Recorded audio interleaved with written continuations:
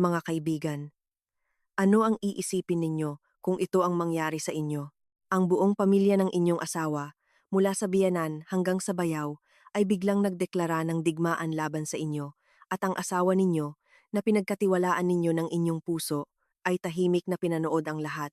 Sa isang madilim na gabi, habang bumubuhos ang ulan sa labas, at ang bawat patak ay tila nagpapalalim sa kaba sa inyong dibdib, nagkaroon kayo ng isang masigabong pagtatalo sa hapagkainan. Ang inyong biyenan, si Corazon, isang babaeng may matulis na dila at mga matang handang magsunog ng kahit anong sumalungat sa kanya, ay nagsimulang magreklamo. Isabela, ano ba naman ang adobong ito?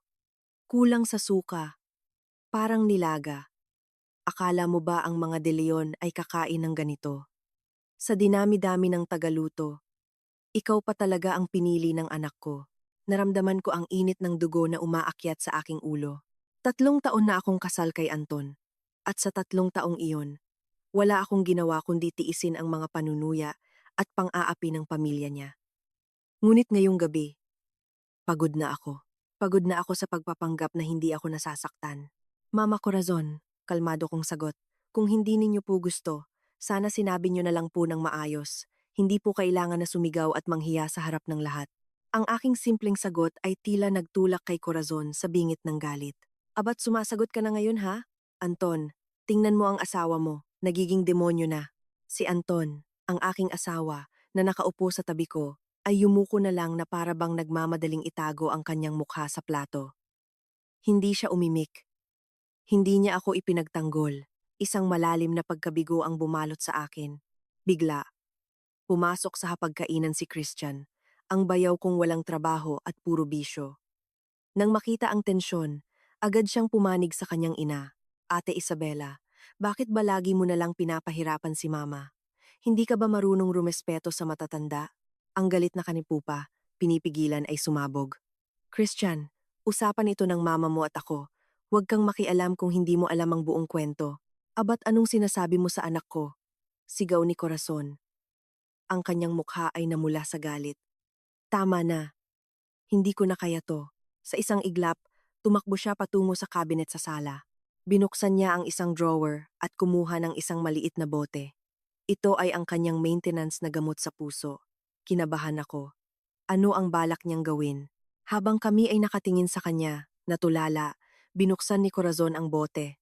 Itinungga ang kanyang ulo at ibinuhos ang laman ng buong bote sa kanyang bibig na parang mga candy. Nilunok niya lahat ng kapsula sa isang iglap. Pagkatapos, habang hinahampas ang kanyang dibdib, sumigaw siya kay Anton. Anton! Ayaw nang mabuhay ng mama mo. Hindi ko na kaya ang asawa mo. Nagulat ako. Gagawa talaga siya ng ganitong eksena para sa isang maliit na pagtatalo? Si Christian, nang makita ang kanyang ina na lumunok ng mga tableta, ay namula ang mga mata sa galit. Tinuro niya ako at sumigaw. Isabela, tingnan mo ang ginawa mo kay mama. Kapag may nangyaring masama sa kanya, papatayin kita. Ang sitwasyon ay sobrang katawa-tawa, ngunit kasabay nito, isang malamig na takot ang bumalot sa akin. Sinubukan kong ipaliwanag na ang gamot sa puso, kung inumin ng sobra, ay maaaring maging mapanganib. Ngunit hindi nakikinig si Christian. Bulag sa galit. Sinugod niya ako na parang isang mabangis na hayop. Agad akong umatras, ngunit tumama ang mga takong ko sa unang baitang ng hagdanan. Christian, anong ginagawa mo? Sigaw ko, takot na takot. Nang walang sabi-sabi, na may mukhang nababalot ng puot, ay itinaas ang kanyang paa at sinipa ako ng malakas sa ibabang bahagi ng tiyan. Sa unang tama, napayuko ako. Pakiramdam ko'y pinilipit ang aking mga laman loob. Ang pangalawa, ang pangatlo, hindi ko na matandaan. Ang natatandaan ko lang ay isang napakalakas na puwersa na paulit-ulit na tumatama sa aking katawan. Habang sinisipa niya ako, sumisigaw siya. Sa ikawalong sipa, ginamit niya ang kanyang buong lakas. Hindi ko na nagawang manatiling nakatayo. Yumuko pa atras ang aking katawan at nagsimulang umikot ang mundo. Ang naririnig ko lang ay ang matatalas na insulto ng aking biyenan, ang mabangis na paghinga ng aking bayaw at ang sarili kong nakakapangilabot na sigaw ng sakit. At pagkatapos, gumulong ako baitang-baitang pababa sa hagdanan mula ikalawang palapag. Pakiramdam ko'y nadudurog ang aking katawan. Tumama ang noo ko sa rehas. Ang isang braso ko ay nabaluktot sa isang imposibleng anggulo. Para bang bawat buto sa aking katawan ay nababali. Sa huli, lumapag ako ng may malakas na kalabog sa sahig na baldosa sa unang palapag. Hindi makagalaw. Masakit ang lahat. Bawat sentimetro ng aking katawan, lalo na ang tiyan, kung saan pakiramdam ko'y may sumasaksak sa akin. Sa isang pambihirang pagsisikap, itinaas ko ang aking ulo upang tumingin sa itaas ng hagdanan. Sa aking sandali ng matinding desperasyon, hinanap ko ang aking asawa, si Anton. Inaasahan kong tatakbo siya para tulungan ako. Mapipigilan niya ang kanyang baliw na kapatid. May sasabihin siya kahit ano para ipagtanggol ako, pero hindi. Nakatayo lang siya roon, sa likod ng kanyang ina at kapatid na may maputlang mukha at nanginginig na mga labi. Nagkatagpo ang aming mga mata sa loob ng isang segundo. Sa kanyang mga mata, nakita ko ang pagkalito. Ngunit mayroon ding isang lamig na nagpalamig sa aking kaluluwa. At pagkatapos, habang tinitingnan ko siya ng may pagtataka, ginawa niya ang isang bagay na hinding-hindi ko makakalimutan sa buong buhay ko. Dahan-dahan at tahimik, isinara niya ang manipis na kahoy na pinto na nagbibigay daan sa ikalawang palapag. Ang marahang pag-click ng kandado ay nagpatahimik sa lahat ng ingay sa itaas at, kasabay nito, pinutol ang aking huling pag-asa. Ang mundo ay naging tahimik. Ako na lang ang natira, nakahandusay sa malamig na sahig, na parang isang isdang inabandona na sa pampang. Ang mga luha ay humalo sa dugo na dumadaloy mula sa aking noo, na nagpapalabo sa aking paningin. Ngunit ang sakit ng aking durog na puso ay mas matindi kaysa sa sakit ng aking bugbog na katawan. Hindi ko alam kung gaano ako katagal na nakahandusay sa sahig. Maaaring isang minuto o isang kawalang hanggan. Gamit ang aking hindi nasaktang kamay, gumapang ako sentimetro-sentimetro hanggang sa makasandal ako sa pader. Bawat galaw ay isang paghihirap na tumatagos hanggang sa aking kaibuturan. Kinapa ko ang aking bulsa at inilabas ang cellphone na may basag na screen. Gamit ang nanginginig na mga daliri, tinawagan ko ang nag-iisang numero na pumasok sa aking isipan. Sa sandaling iyon, nang may sumagot, narinig ko sa kabilang linya ang mainit ngunit nagtatakang boses ng aking ina. Hello, Isabella. Anak, anong nangyarit na patawag ka ng ganitong oras? Nang marinig ko ang kanyang boses, lahat ng kahihiyan, sakit, galit, at desperasyon na aking pinigilan ay sumabog. Pinipigilan ang pagnanais na umiyak. Tinipon ko ang lahat ng aking lakas upang magsalita ng malinaw. Ma, ang aking boses ay isang paos na bulong, ngunit puno ng isang lamig na hindi ko pa kailanman naramdaman. Ngayong gabi, tapusin ninyo ang pamilyang De Leon. Sa kabilang linya, nanahimik ang aking ina sa loob ng 2 segundo. Ang 2 segundong iyon ay parang 2 taon. At nang magsalita siyang muli, ang kanyang boses ay tuluyang nag-iba. Hindi na ito mainit. Ito'y matatag at nagyayelo na hindi ko pa naririnig kailanman. Isabella, huwag kang matakot. Sabihin mo sa akin kung nasaan ka mismo at kung gaano ka kalubha na saktan. Nilunok ko ang bara sa aking lalamunan at halos hindi ko maibulalas.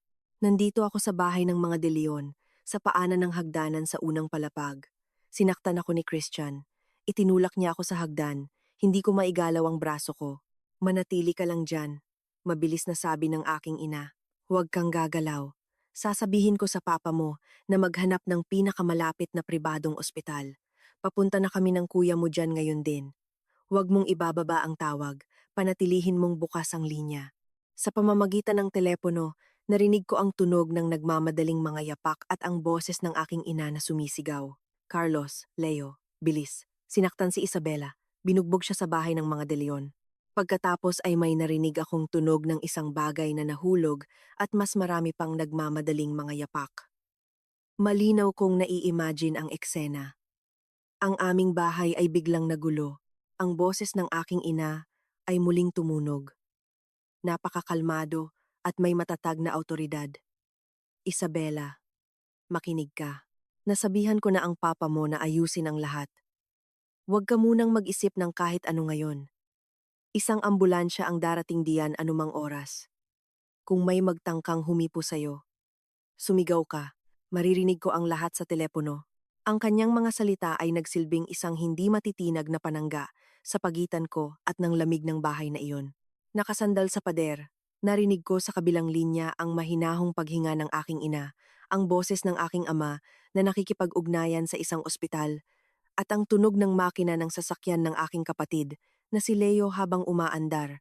Tila bahagyang nabawasan ang sakit sa aking katawan. Hindi na ako nag-iisa. Totoo nga, pagkaraan ng ilang minuto, narinig ko ang matinis na tunog ng sirena ng ambulansya sa labas.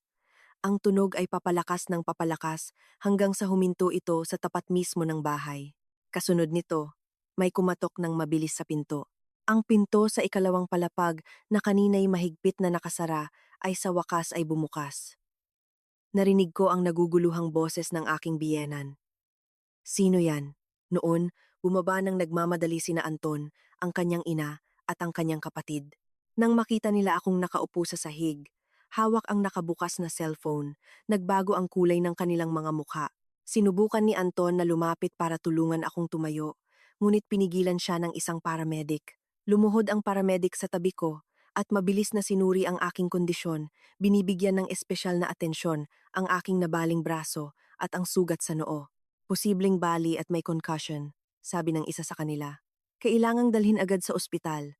May kamag-anak bang sasama? Ang biyenan ko ang unang nagsalita. Naku, Diyos ko. Nadulas lang naman siya at nahulog. Ganoon ba kalubhayan? Dalhin na lang sa health center sa kanto. Sapat na yon. Inilapit ko ang telepono sa aking bibig at nagsalita ng malinaw. Ma, dumating na po ang ambulansya, pero walang may gustong sumama sa akin dito sa pamilyang De Leon. Sa kabilang linya, ang boses ng aking ina ay matalim. Narinig ko, sabihin mo sa mga walang hiya, yan na tumabi. Sumakay ka sa ambulansya, kasama lang ang mga medik. Magkita na lang tayo sa ospital. Itinaas ko ang aking tingin kay Anton at ipinarating ang mga salita ng aking ina bawat pantig. Sabi ni Mama, umalis daw kayo. Ang mukha ni Anton ay nag-iba mula sa pula patungong lila. Binuksan niya ang kanyang bibig para magsalita, ngunit isa sa mga medik na naiinip na. Ang sumingit. Hindi stable ang pasyente. Kailangan na nating umalis. Pakiusap. Magdesisyon na ang isang direktang kamag-anak. Sa huli, napilitan dahil sa aking malamig na titig at sa panggigipit ng mga medik, sumuko si Anton. Ako. Ako ang sasama sa kanya. Sa loob ng ambulansya, ipinikit ko ang aking mga mata para hindi ko siya makita. Nakaupo sa tabi ko. Nagsimula siyang magdahilan. Isabela, makinig ka. Please. Matanda na si Mama. Minsan nawawala siya sa sarili. At si Christian, nag-react lang siya ng ganoon dahil natakot siya nang makita si Mama. Ako naman, na-shock lang talaga ako. Bigla kong idinilat ang aking mga mata at tinitigan siya ng isang matalim na titig. Anton, ang nilunok ng nanay mo ay gamot sa puso na, kung sobra, ay nakamamatay. Sinipa ako ng kapatid mo ng 8 beses at isinara mo ang pinto. Tapos sasabihin mo sa akin na na-shock ka lang. Ipinakita ko sa kanya ang cellphone. Mula noong isinara mo ang pinto, na yon, tapos na tayo. Nang makita niya ang screen ng telepono na may tumatakbo pa ring tawag, ang kanyang mukha ay namutla na parang papel. Wala na siyang nasabi pa. Hindi nagtagal, dumating ang ambulansya sa pinakamagaling na pribadong klinika sa lungsod. Paghinto pa lang nito, nakita ko ang isang grupo ng mga tao na naghihintay sa pasukan. Sa unahan ay ang aking ama, ina, at ang kapatid kong, si Leo. Sa likod nila ay may ilang mga lalaking nakasuit na may dalang mga briefcase na sa tingin ko ay mga abogado at katulong. Ang aking ina, nang makita akong bumababa mula sa ambulansya na may benda sa noo at nakasling ang braso, ay napaiyak. Tumakbo siya palapit sa akin, hinawakan ang aking kamay na walang sugat at sinabi ng nanginginig ang boses. Anak ko, kumusta ka? Paano nila nagawa sa'yo to?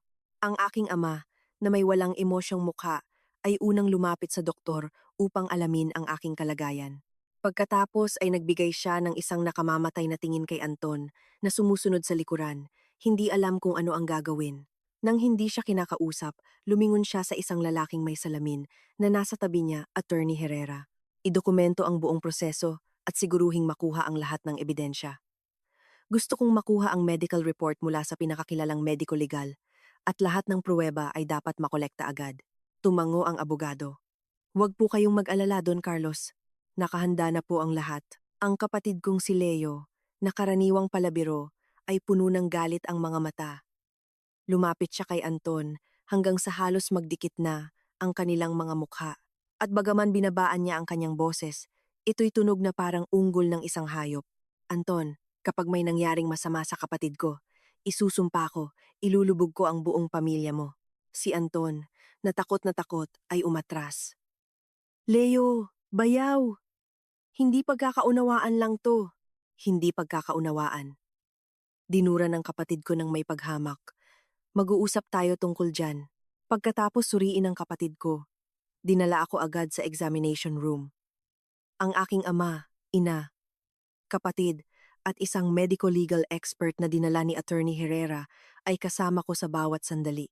Ang mga resulta ng mga pagsusuri makalipas ang isang oras ay nakapanlulumo, bali sa radius ng kaliwang braso. Maraming pasa sa mga malambot na tissue, bahagyang concussion, at ang pinakamasama, isang bahagyang panloob na pagdurugo dahil sa mga suntok sa tiyan na nangangailangan ng pagkakaospital at obserbasyon. Nang marinig ang panloob na pagdurugo, nanghina ang aking ina at kinailangan siyang alalayan ng aking ama. Sinabi niya sa aking ina, "Dalhin mo si Isabela sa kwarto at tulungan siyang kumalma." Pagkatapos ay lumingon siya sa aking kapatid at sa abogado.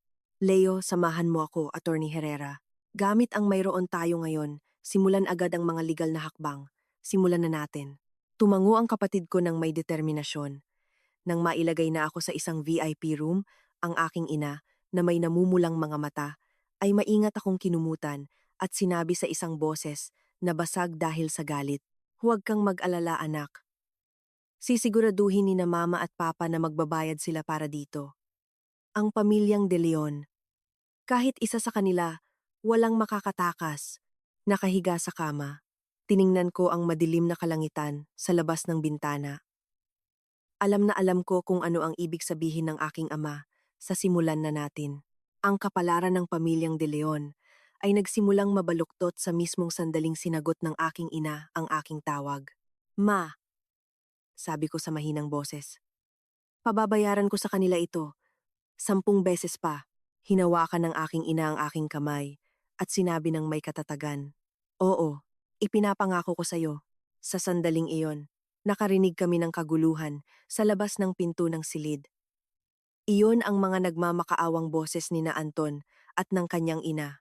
"Doña Elena, Don Carlos, pakiusap.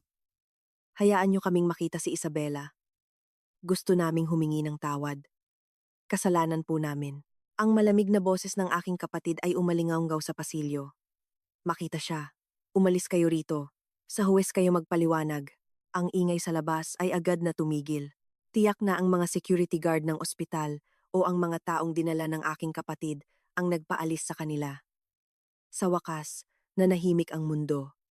Isang nurse ang pumasok upang ikabit ang aking dextrose. Ang malamig na likido na dumadaloy sa aking mga ugat ay nagsimulang magpabawas sa matinding sakit ng aking katawan. Naupo ang aking ina sa tabi ko, hindi binibitawan ang aking kanang kamay, na may mga matang namumula pa rin sa galit. "Matulog ka muna, anak," sabi niya, habang marahang tinatapik ang likod ng aking kamay. Umiling ako. Sa kabila ng hindi maagwantang sakit, ang aking isipan ay kakaibang malinaw. Hindi ako inaantok. Kung ipipikit ko ang aking mga mata, makikita ko ang malahalimaw na mukha ni Christian at ang walang pakialam na tingin ni Anton habang isinasara ang pinto. "Ma, hindi ako makatulog." Naintindihan agad ng aking ina. Bumuntong hininga siya. "Sige, kung ganoon, huwag kang matulog. Mag-usap na lang tayo." Huminto siya at binabaan ang kanyang boses. "Sabihin mo sa akin ang totoo, anak. Sa loob ng 3 taon na yan, pinahirapan ka ba ng husto ng matandang yon at ni Anton?" Isang bukol ang nabuo sa aking lalamunan. Hanggang ngayon, palagi kong iniisip na ang mga maruruming damit ay sa bahay nilalabhan at sinasabi ko lang sa kanila ang mga magagandang bagay para hindi sila mag-alala. Ngunit ngayong lumabas na ang lahat, wala nang saysay na itago pa. Ikinuwento ko ang lahat. Kung paano ako pinipintyasan ng aking biyanan sa bawat maliit na bagay. Kung paano kumilos ang aking bayaw na parang isang parasito at hinahamak ako. at kung paano palaging sinusubukan ni Anton na pagaanin ang mga bagay, walang kakayahang magsalita sa harap ng kanyang ina. Habang nagsasalita ako, tumitigas ang mukha ng aking ina at sa huli akala nila ang anak ng mga Santiago ay isang tanga na pwede nilang tapak-tapakan. Noong una, inakala namin na si Anton dahil sa pagiging mahiyain niya ay aalagaan ka man lang ng maayos. Pero lumabas na isa siyang under the na walang paninindigan o responsibilidad. Habang nag-uusap kami, may kumatok ng marahan sa pinto. Si Attorney Herrera, may dalang folder. Sa isang seryosong mukha, kinausap niya ang aking mga magulang. Don Carlos, Doña Elena, mayroon na po tayong paunang medical report ng binibini. Agad na tumayo ang aking ama. Anong sabi? Binuksan ng abogado ang folder. Bali sa kaliwang radius. Kakailanganin ng hindi bababa sa 3 buwan ng pagpapagaling na nakakast. Maraming pasa sa mga malambot na tissue at bahagyang concussion na nangangailangan ng ganap na pahinga. Huminto siya, tumingin siya sa akin at tila nag-atubili. Sabihin mo ang lahat, walang paligoy-ligoy. Sabi ng aking ama sa isang malalim na boses. Kailangan ding marinig ni Isabela. Tumango ang abogado. Bukod pa rito, dahil sa maraming at malalakas na tama sa tiyan, nagkaroon siya ng bahagyang panloob na pagdurugo. Bagaman stable na ngayon, nagbabala ang doktor na kailangan niya ng ganap na pahinga o maaaring magkaroon ng mga komplikasyon. Muli siyang nag-atubili. At pagkatapos, nang may buong pag-iingat, idinagdag niya. Sinasabi ng doktor na ang isang pinsala sa tiyan na ganito kalubha ay maaaring makaapekto sa matris. Maaaring maging mahirap ang pagbubuntis sa hinaharap at mangangailangan ito ng espesyal na pagsubaybay. Ang huling pangungusap na iyon ay parang isang martilyo sa puso ng aking ina. Tumayo siya nang bigla na may nag-iibang boses. Anong sabi mo? Na sinubukan ng mga walang hiya. Yun na gawing baog ang anak ko. Lumingon siya sa aking ama, umiiyak. Carlos, narinig mo ba? Sinubukan ng pamilyang De Leon na patayin ang anak natin. Ang mukha ng aking ama ay hindi na mailalarawan bilang seryoso. Ito'y isang maputlang maskara. Ang katahimikan bago ang bagyo. Kinuha niya ang ulat mula sa abogado. Binasa ito ng mabilis at isinara ito ng may kalabog. Ang ulat na ito, sabi niya sa abogado, itago mo bilang pangunahing ebidensya. At ano ang tungkol sa ipinapaimbestiga ko sa'yo? Mayroon na po tayong pangkalahatang ideya, sagot ng abogado. Ang pangunahing pinagkukunan ng kita ng pamilyang De Leon ay isang restaurant ng lutong bahay sa sentro ang De Leon's Eatery. Ang legal na may-ari ay ang ama ni Anton, si Gonzalo De Leon. Ngunit ang talagang nagpapatakbo nito ay ang kanyang ina, si Corazon, at ang kanyang anak na si Christian. Inuupahan lang ang lugar at mag-expire ang kontrata sa loob ng 6 na buwan. Kamakailan, nag-order sila ng ilang lang halaga ng mga sangkap para sa weekend. Ngumiti ng malamig ang aking ama. Perpekto. Una, kausapin ng finance director natin ang may-ari ng lugar. Alukin siya ng doble sa ibinabayad ng mga De Leon para sa upa. Pilitin siyang kanselahin agad ang kontrata. Pangalawa, bukas ng umaga, makipag-ugnayan sa Sanitation Department at sa Bureau of Fire Protection. Ipasagawa ang isang kumpletong inspeksyon sa kalinisan at kaligtasan sa De Leon's Eatery. Pangatlo, tawagan ang direktor ng supplier na iyon, ang North Meat Supplier. Sabihin sa kanya na mula ngayon, huwag na siyang makipagnegosyo sa mga De Leon. Isinulat ng abogado ang lahat. Naiintindihan ko, Don Carlos. Gagawin po agad. At isa pa, dagdag ng aking ama. Si Anton ay nagtatrabaho sa Solar Rojas Realty. Tama ba? Tawagan ng general manager at ipaalam sa kanya na hindi maganda ang tingin ng pamilyang Santiago sa empleyadong iyon. Naiintindihan ko po. Tumango ang abogado at umalis ng silid. Nang makita kong nagbibigay ng mga utos ang aking ama nang may ganoong determinasyon, naramdaman kong nagsimulang mawala ang galit na pumipiga sa aking dibdib. Alam kong totoong galit ang aking ama. Hindi ito isang simpleng away. Ito ay isang deklarasyon ng digmaan upang bunutin mula sa ugat ang pamilyang De Leon. Sakto namang bumukas muli ang pinto ng silid. Si Anton, may dala siyang isang basket ng prutas at pumasok ng nag-aalangan na may aliping ngiti sa mukha. Tito, tita, sabi niya, at pagkatapos ay tumingin sa akin. Isabela, medyo okay ka na ba? Dinalhan kita ng mga ubas na gusto mo. Lumingon ang aking ina. Tinuro siya at sumigaw. Sino ka sa akala mo para tawagin kaming tito at tita? Umalis ka rito, Anton. Hindi ka nabibilang dito. Napaurong si Anton nang marinig ang sigaw. Ngunit nagpumilit siyang pumasok at inilagay ang prutas sa bedside table. Tiningnan niya ako, pinipilit ang isang malungkot na ekspresyon. Isabela, alam kong galit ka. Sobra talaga ang ginawa ni na Mama at Christian. Humihingi ako ng tawad para sa kanila. Totoo. I'm sorry, Anton. Pinutol ko siya sa isang malamig na boses. Kung ngayon ang nanay ko ang gumulong sa hagdan, ang kapatid ko ang sumipa sa kanya, at ako ang nagsara ng pinto, tatanggapin mo ba ang paumanhin ko? Ang tanong ko ay nag-iwan sa kanya na walang masabi, na may mukhang pula na parang kamatis. Pagkatapos ng mahabang katahimikan, nagawa niyang sabihin, pero pamilya tayo. Kailangan mo ba talagang dalhin sa ganito, Isabela? Para sa 3 taon na pagsasama natin, hindi mo ba kami mapapatawad sa pagkakataong ito lang? Ang nanay ko ngayon ay may sakit din. Nasa kama. Nagkamali ako. Ipinapangako ko, mula ngayon, palagi na akong papanig sa'yo. Walang hiya ka. Ang 3 taon ng pagsasama, ang kanyang mapagkunwaring mukha ay nagdulot sa akin ng pagduduwal. Nang isinara mo ang pinto na yon, wala nang natira sa pagitan natin. May sakit ang nanay mo? Halos patayin ako ng kapatid mo sa sipa. Sabi ng doktor, maaaring magkaroon ako ng mga komplikasyon at baka hindi na ako magkaanak. Natigilan si Anton na para bang hindi niya inakala na ganoon kalubha ang aking mga pinsala. Anong mga komplikasyon? Tanong niya. Halos hindi namamalayan. Ipiniling ko ang aking ulo sa bintana. Ayaw ko nang tumingin pa sa kanya. Ang aking ina ang sumagot sa isang boses na kasing talim ng yelo. Makinig kang mabuti, Anton. Ang anak ko ay may bali sa braso, concussion at panloob na pagdurugo. Sabi ng doktor, dahil sa pananakit na ito, maaaring mahirapan siyang magbuntis. Ang pamilya mo, ang pamilyang De Leon, kayo ay mga walang kaluluwa. Ngayon, kunin mo ang mga bulok na ubas na yan at umalis ka rito. Kung mayroon kang sasabihin, kausapin mo ang aming abogado. Si Anton ay tuluyang nataranta. Tumingin siya sa aking mga magulang na nag-aapoy ang mga mata at sa akin, at tila napagtanto niya na ang sitwasyon ay mas malala kaysa sa inaakala niya. Nanginginig ang kanyang mga labi, sinusubukang may sabihin pa.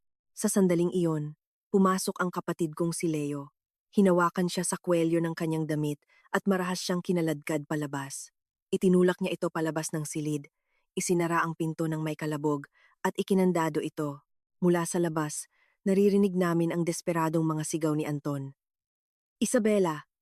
Tito! Tita! Sorry po. Pakiusap, bigyan niyo ako ng isa pang pagkakataon. Ngunit sa loob, walang pumapansin sa kanya. Alam kong ang aking puso ay nagsara na magpakailanman para sa kanya at sa kanyang pamilya. Sa wakas, napaiyak ako, ngunit hindi ito mga luha ng kalungkutan. Ito ay mga luha ng determinasyon. Pa, sabi ko. Gusto ko ng annulment. At pababayaran ko sa pamilyang De Leon ang lahat ng ginawa nila sa akin ngayon. Lumapit ang aking ama, ipinatong ang isang kamay sa aking balikat at tiningnan ako ng may matatag na mga mata. Huwag kang mag-alala anak, ipinapangako ko, kahit isa sa kanila, walang makakatakas. Ang silid ay sa wakas ay naging ganap na tahimik. Ang boses ni Anton ay naglaho mula sa pasilyo, na parang isang maruming mantsa na nilinis. Pumunta ang aking ina sa banyo, at bumalik na may dalang mainit na tuwalya upang dahan-dahang punasan ang aking mukha. Ang aking ama ay nakatayo sa tabi ng bintana. Kausap ang isang tao sa telepono sa mahinang boses. Oo, full pressure, walang konsiderasyon. Alam kong ang bitag para sa pamilyang De Leon ay nailatag na. Masakit pa rin ang aking katawan, lalo na ang tiyan ko na parang nasusunog sa bawat kaunting galaw. Ngunit kakaiba, ang aking puso ay hindi na nakakaramdam ng bigat. Marahil dahil nailabas ko na ang lahat, o marahil dahil ang aking mga magulang at kapatid ay pumanig sa akin ng walang anumang pag-aalinlangan. Isang nurse ang pumasok upang palitan ang aking dextrose at ipinaalala sa akin na kailangan kong magpahinga ng lubusan.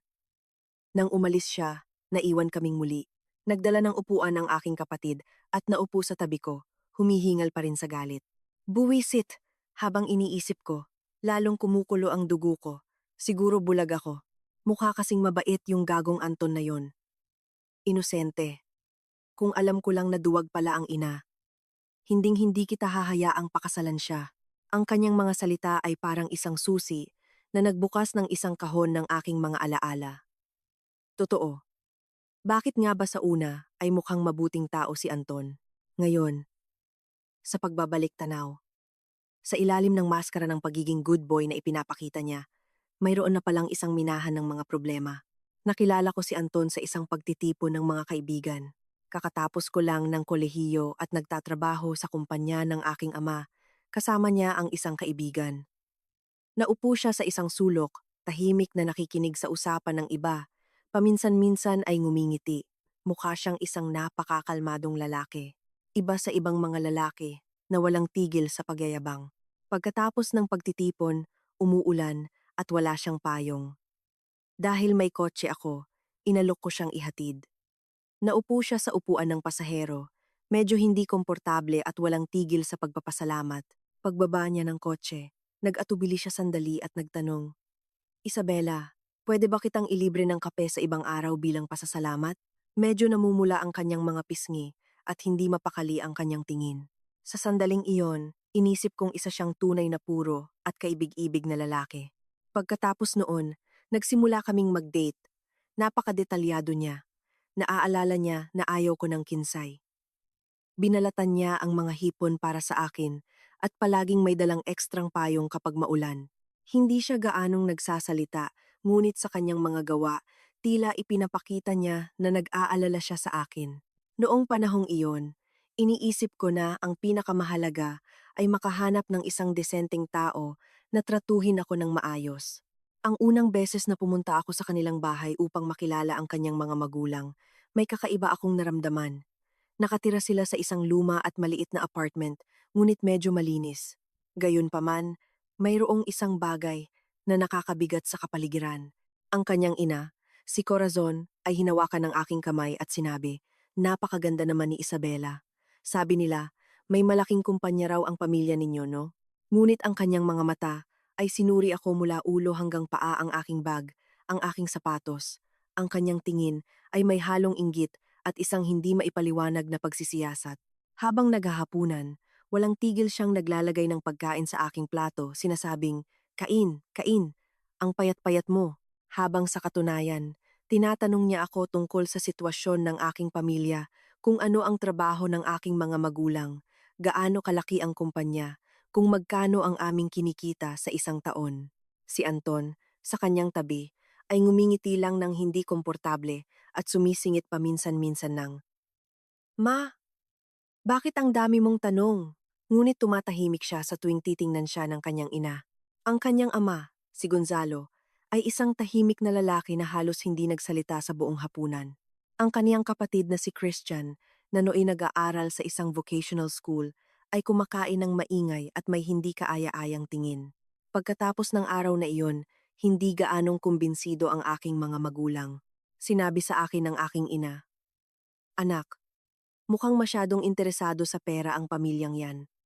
At yung lalaking yon, si Anton, tiklop na tiklop sa harap ng nanay niya. Ngunit ako, nabulag sa inaakala kong pag-ibig. At dahil mabait siya sa akin, sinabi ko sa kanila, Ma, si Anton ay si Anton. At ang pamilya niya ay pamilya niya. Hindi naman ako titira kasama ng mga magulang niya habang buhay. At anong masama kung underdesaya siya? Mas mabuti na yon kaysa sa mga lalaking puro salita lang. Ang aking mga magulang, dahil hindi nila ako makumbinsi, ay pumayag sa kasal. Ang kasal ay bongga ang reception, ang bridal car, ang damit. Lahat ay binayaran ng aking pamilya. Iniisip nila na bilang kanilang nag-iisang anak na babae, karapat-dapat ako sa isang kamanghamanghang kasal. At ang mahalaga lang ay ang aking kaligayahan. Ang pamilyang De Leon, nang hindi gumagastos ng kahit isang sentimo, ay nakakuha ng malaking prestihiyo at tuwang-tuwa. Ngayon ko lang napagtanto na ang binhi ng hidwaan ay itinanim sa mismong araw ng kasal sa panahon ng pagdiriwang. Hinawakan ako ni Corazon sa kamay at na may ngiti na nagpapatingkad sa kanyang mga kulubot, sinabi ng malakas para marinig ng lahat ng bisita. Napakaswerte naman ng Anton ko, nakapangasawa ng anak ng milyonaryo. Mula ngayon, mas giginhawa na ang buhay ng pamilyang De Leon dahil kay Isabela. Sa sandaling iyon, nakaramdam lang ako ng kahihiyan, at si Anton, sa tabi ko, ay ngumiti lang. Kalaunan, naintindihan ko ang kahulugan ng mga salitang iyon. Tinitingnan nila ako, at ang aking pamilya, bilang isang pinansyal na sandalan na maaari nilang takbuhan anumang oras. Pagkatapos naming ikasal, tumira kami sa mga biyenan ko. Walang pera ang mga De Leon para bumili ng bagong bahay. Nag-alok ang aking mga magulang na bilhan kami ng isa. Ngunit tumanggi ako. Inisip ko na kung bibilhan kami ng bahay ng aking pamilya, masasaktan ang pride ni Anton. Napaka-inosente ko. Nang tumira kami sa iisang bubong, sumabog ang mga alitan. Pinipintasan ako ni Corazon sa lahat ng bagay. Kung bumili ako ng bagong damit, inaakusahan niya akong magast. Kung sa sahod ko, binilhan ko ng regalo ang aking ina. Pinapagalitan niya ako ng ilang araw na kahit kasal na, ang iniisip ko lang ay ang aking sariling pamilya. At ang pinaka-ironic ay habang pinipintasan niya ako bilang isang spoiled brat, hindi siya nag-atubiling hilingin sa akin na gamitin ang mga koneksyon ng aking pamilya upang hanapan ng trabaho si Christian o magdala ng mga kliyente sa kanilang restaurant. At si Anton, tuwing nagtatalo kami ng kanyang ina, ang sagot niya ay palaging pareho. Isabela, matanda na si mama. Maging pasensyosa ka naman. Nanay ko siya. Anong gusto mong gawin ko? Isang beses, sa sobrang galit, tinawag ko siyang under desaya at nagkaroon kami ng malaking away. Hinawakan niya ang kanyang ulo, naupo sa sahig at sinabi ng may paghihirap. Isabela, ayoko nito, pero nanay ko siya na nagdala sa akin sa mundo at nagpalaki sa akin. Paano ko siya kukontrahin? Pakiusap, subukan mo akong intindihin. Sa sandaling iyon, nang makita ko ang kaniyang kaawa-awang anyo, nanlamig ang aking puso. Kung iintindihin kita, sino ang iintindi sa akin? Ngunit dahil sa 3 taong relasyon, sumuko akong muli. Inisip ko na kung magtitiis ako, mananatiling buo ang pamilya. Ngayon ko lang napagtanto na ang aking pasensya sa kanilang mga mata ay kahinaan lamang. Nasanay silang tapakan ako, iniisip na palagi nilang magagawa iyon. Hindi ba't naglakas loob si Corazon na bantaan ako gamit ang gamot sa puso? Si Christian, sinaktan ako, at si Anton, na malamig na isara ang pinto dahil inakala nilang si Isabela ay isang mahina at ang pamilyang Santiago, para mapanatili ang imahe, ay titiisin ang lahat. Leo, sabi ko, na bumalik sa kasalukuyan at bahagyang ngumiti sa aking kapatid na galit pa rin. Huli man daw at magaling, na ihahabol din. Tumango ang kapatid ko ng may katatagan. Sa pagkakataong ito, sisiguraduhin kong magsisisi ang mga walang hiyayon. Sa sandaling iyon, tinapos ng aking ama ang kanyang tawag at lumapit sa kama, medyo mas kalmado na ang kanyang mukha. Lahat ay nasa ayos na, sabi niya sa akin. Pumayag na ang may-ari ng lugar. Bukas, kakausapin niya ang mga De Leon para kanselahin ang kontrata. Ang mga taga-sanitation at bombero ay darating sa De Leon's Eatery sa ganap na 800 ng umaga. At ang direktor ng North Meat Supplier ay nangako na hindi na sila muling magsusupply ng kahit isang pirasong karne.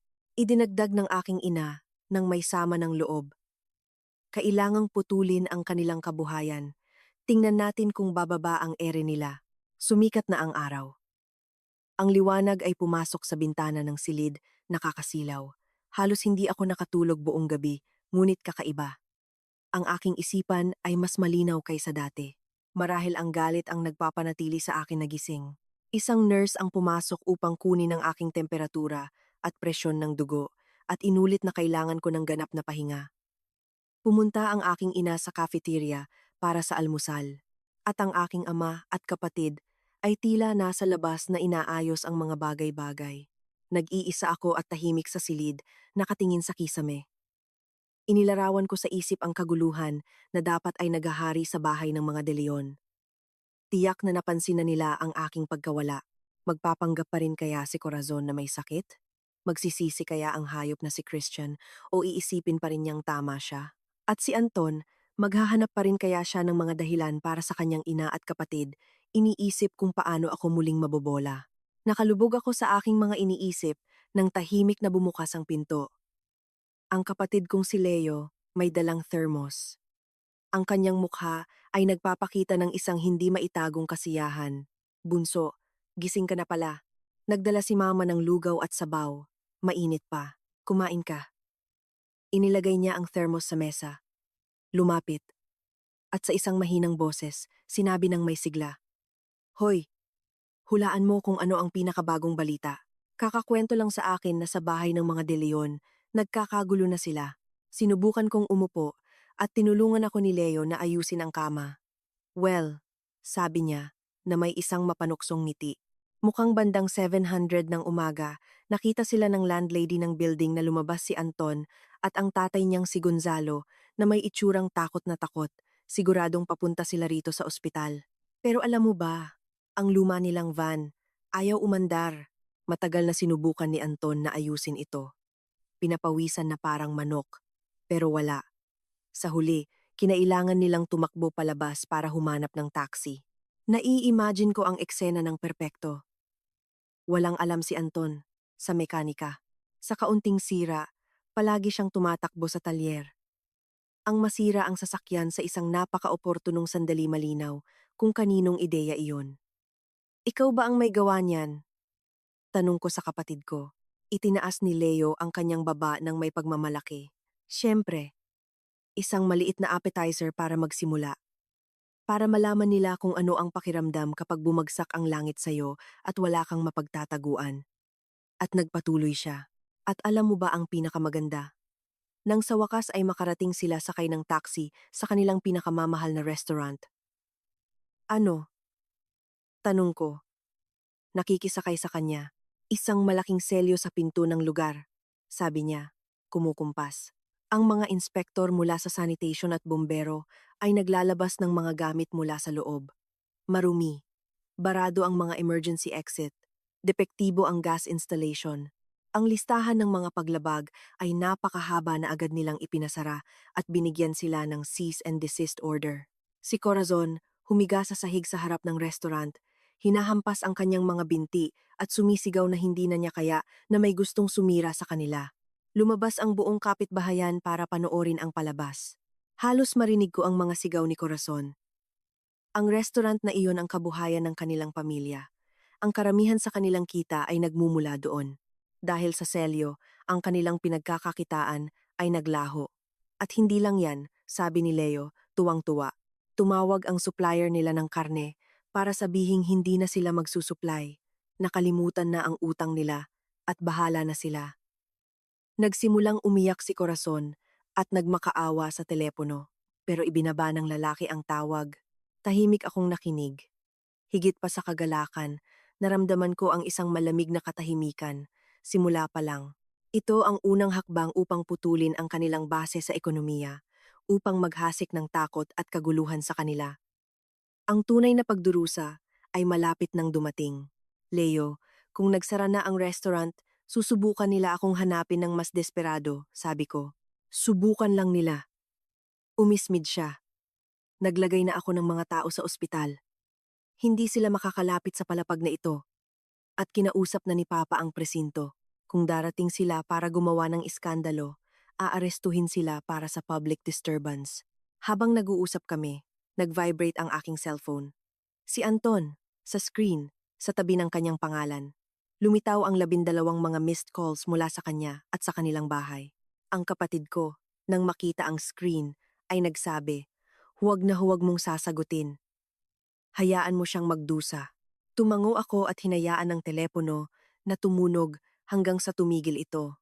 Alam kong si Anton, sa sandaling iyon, ay dapat na parang isang langgam sa isang mainit na kawali sarado ang restaurant, sira ang kotse, at ako ay walang paramdam. Sa dali niyang mataranta, dapat ay malapit na siyang atakihin sa nerbiyos. Maya-maya, muling nag-vibrate ang cellphone. Isang text message mula kay Anton. Isabela, alam kong galit ka sa akin. Kasalanan ko ang lahat. Nagkaroon ng anxiety attack si Mama at nasa health center na may dextrose. Isinara ang restaurant dahil sa isang anonymous na reklamo. Magulo ang bahay.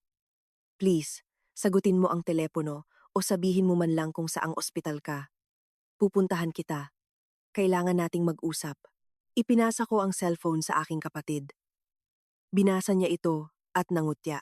Anxiety attack? Yung lumunok ng 2 bote ng gamot sa puso ng hindi kumukurap? Ngayon may anxiety attack? Sinong niloloko niya? Magulo ang bahay? Kawawa naman. At nagsisimula pa lang ito.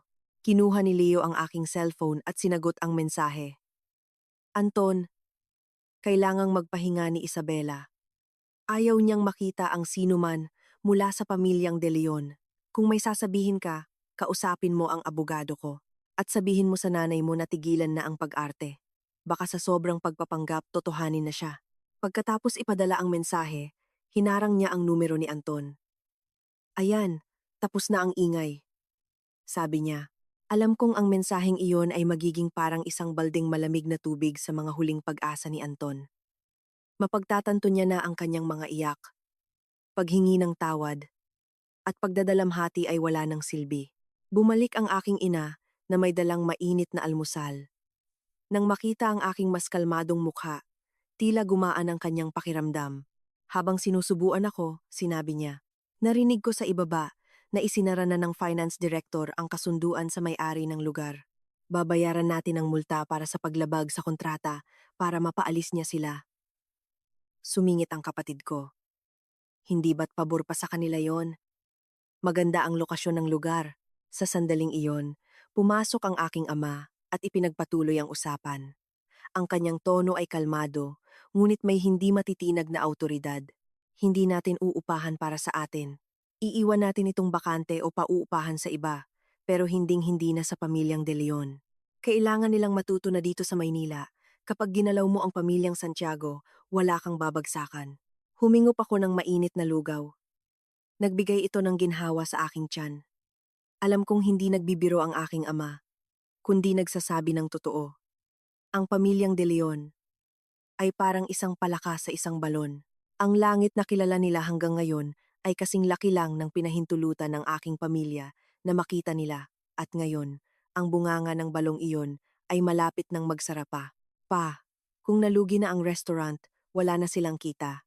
Ang isang tulad ni Christian, kapag na-corner, kayang gumawa ng kahit ano. Sabi ko, ang pabigla-biglang ugali ni Christian ay nagpapaisip sa akin na maaaring gumawa siya ng isang kabaliwan. Tumango ang aking ama na may matalim na tingin. Huwag kang mag-alala. May pinabantay na ako sa kanya. Sa oras na gumawa siya ng kahit isang maling galaw, pababayaran natin sa kanya ang lahat ng kanyang mga nakaraang kasalanan. Habang nag-uusap kami, kumatok si Attorney Herrera at pumasok. May dala siyang tablet. Ang kanyang ekspresyon ay seryoso, ngunit may bahid ng pananabik na para bang may natuklasan siyang bagong lead. Don Carlos, binibini, bati niya. Kasunod ng inyong mga utos, mas malalim naming inimbestigahan si Christian De Leon at may natuklasan kaming hindi inaasahan. Tumingin kaming lahat sa kanya. Binuksan niya ang tablet. Noong Nobyembre ng nakaraang taon, si Christian De Leon ay naaresto sa isang iligal na pasugalan. Nasangkot siya sa isang away dahil sa utang at nanakit ng isang tao. Isinara ang kaso sa isang mabilis na paglilitis. Iligal na pasugalan? Pagsusugal? Pananakit? Natigilan ako. Alam kong si Christian ay isang tamad at parasito. Ngunit hindi ko alam na isa rin siyang sugarol. Alam kaya ni na Corazon at Anton? Tiyak na oo. Marahil ay pinagtakpan nila ito. Binayaran ang kanyang mga utang gamit ang pera ng pamilya. Aba, sugarol din pala. Bulalas ng kapatid ko. Pinalo ang kanyang hita. Nagiging interesante ito. Bagaman nalutas ang kaso sa isang mabilis na paglilitis, patuloy ng abogado, ang record na ito ay nagbibigay sa atin ng maraming puwang para kumilos. Lalo na kung mahahanap natin ang biktima na sinaktan niya. Mahahanap ba natin siya? Tanong ng aking ama. Hinahanap na po namin siya. Sagot ng abogado ng may kumpiyansa. Kung mahahanap natin siya, maaari nating alukin ang suporta para sumailalim siya sa isang bagong medical examination. Kung mapatunayan na ang pananakit ay isang krimen ng physical injuries, maaari nating hilingin ang pananagutang kriminal kay Christian. Bukod pa sa krimen ng iligal na pagsusugal, tiningnan ko ang mga record na lumitaw sa tablet at nakaramdam ako ng kilabot. Ang pamilyang De Leon ay isang balon ng dumi na mas malalim kaysa sa aking inaakala. Si Corazon, na laging ipinagmamalaki ang kanyang karangalan, ay nagpalaki ng isang anak na nagsusugal at nananakit ng tao. Napaka-ironic. Kasabay nito, naramdaman ko ang isang mas matinding puot.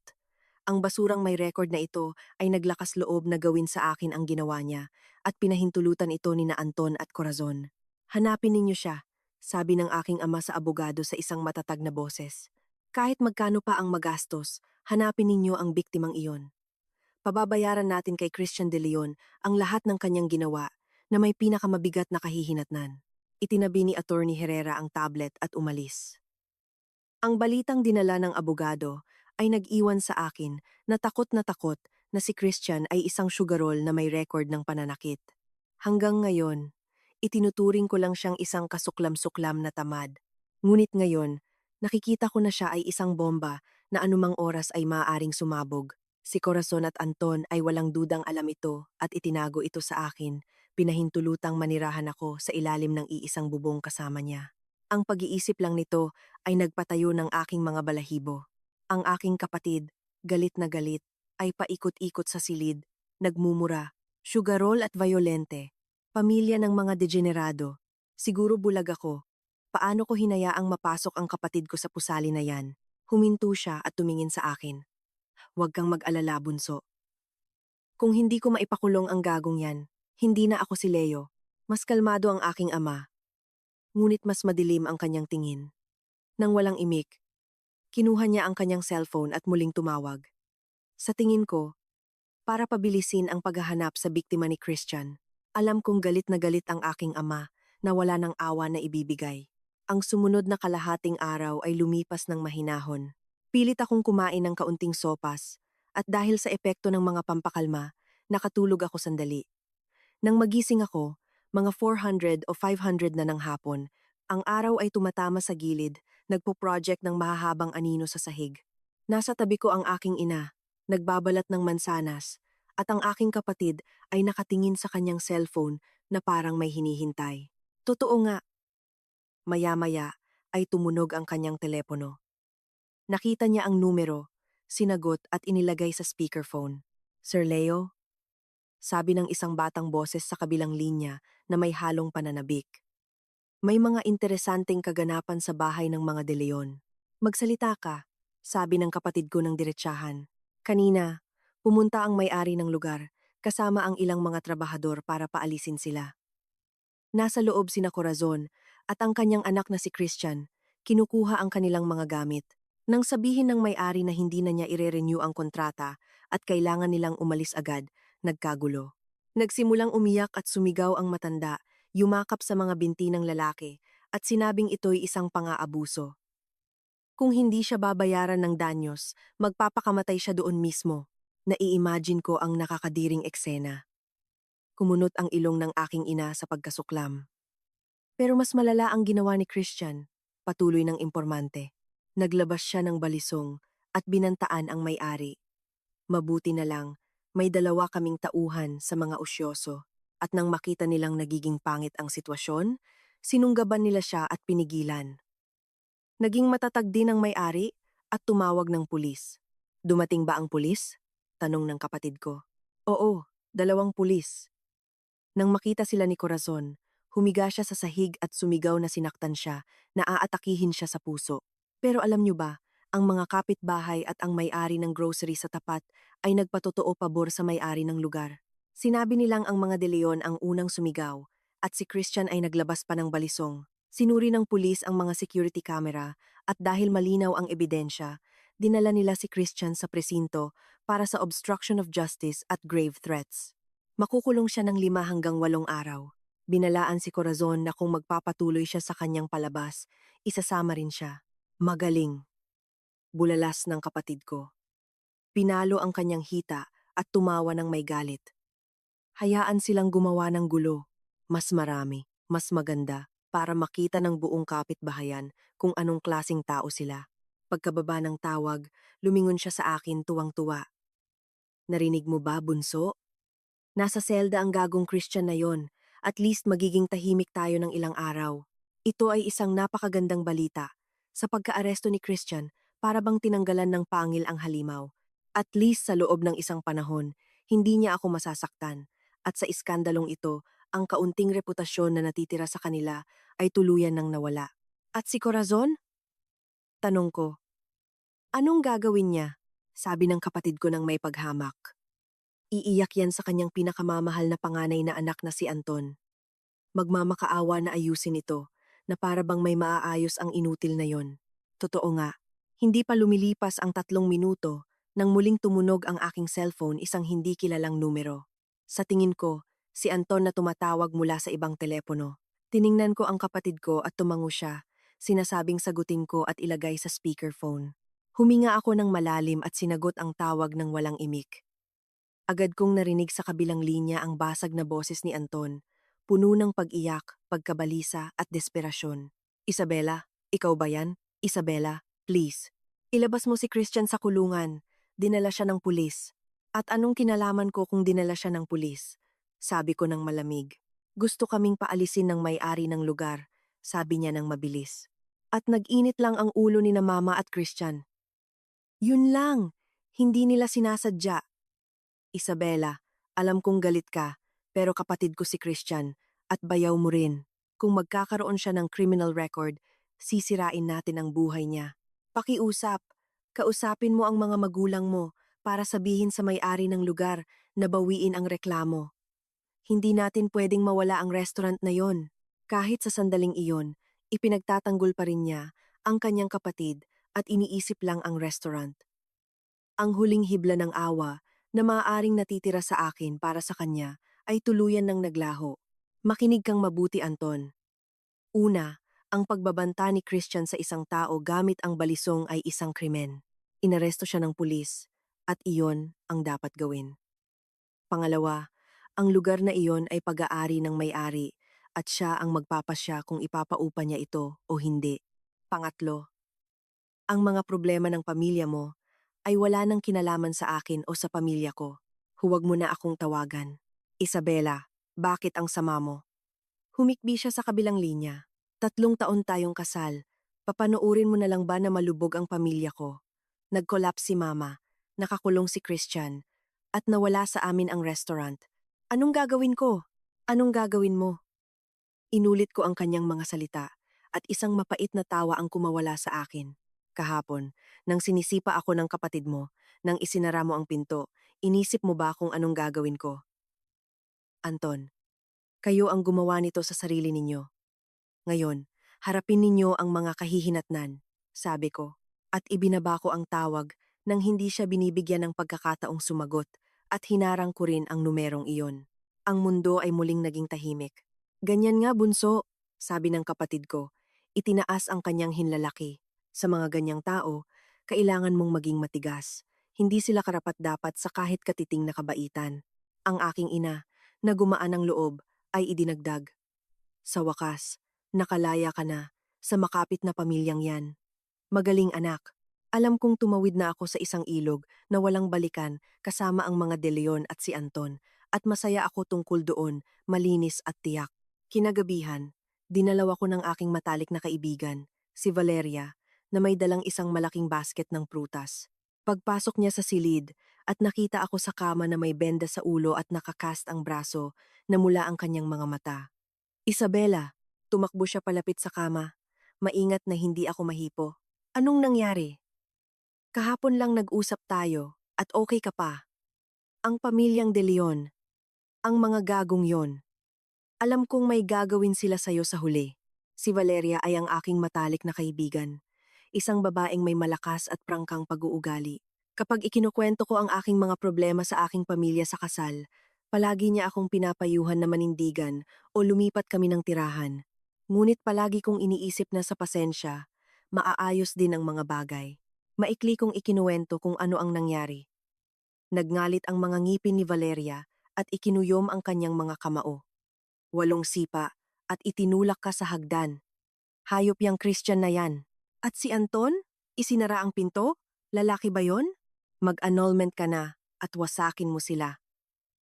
Pagkatapos maglabas ng galit, lumapit siya at sinabi sa mahinang boses na may confidential na tono. Hoy, Isabela, may sasabihin ako sa'yo.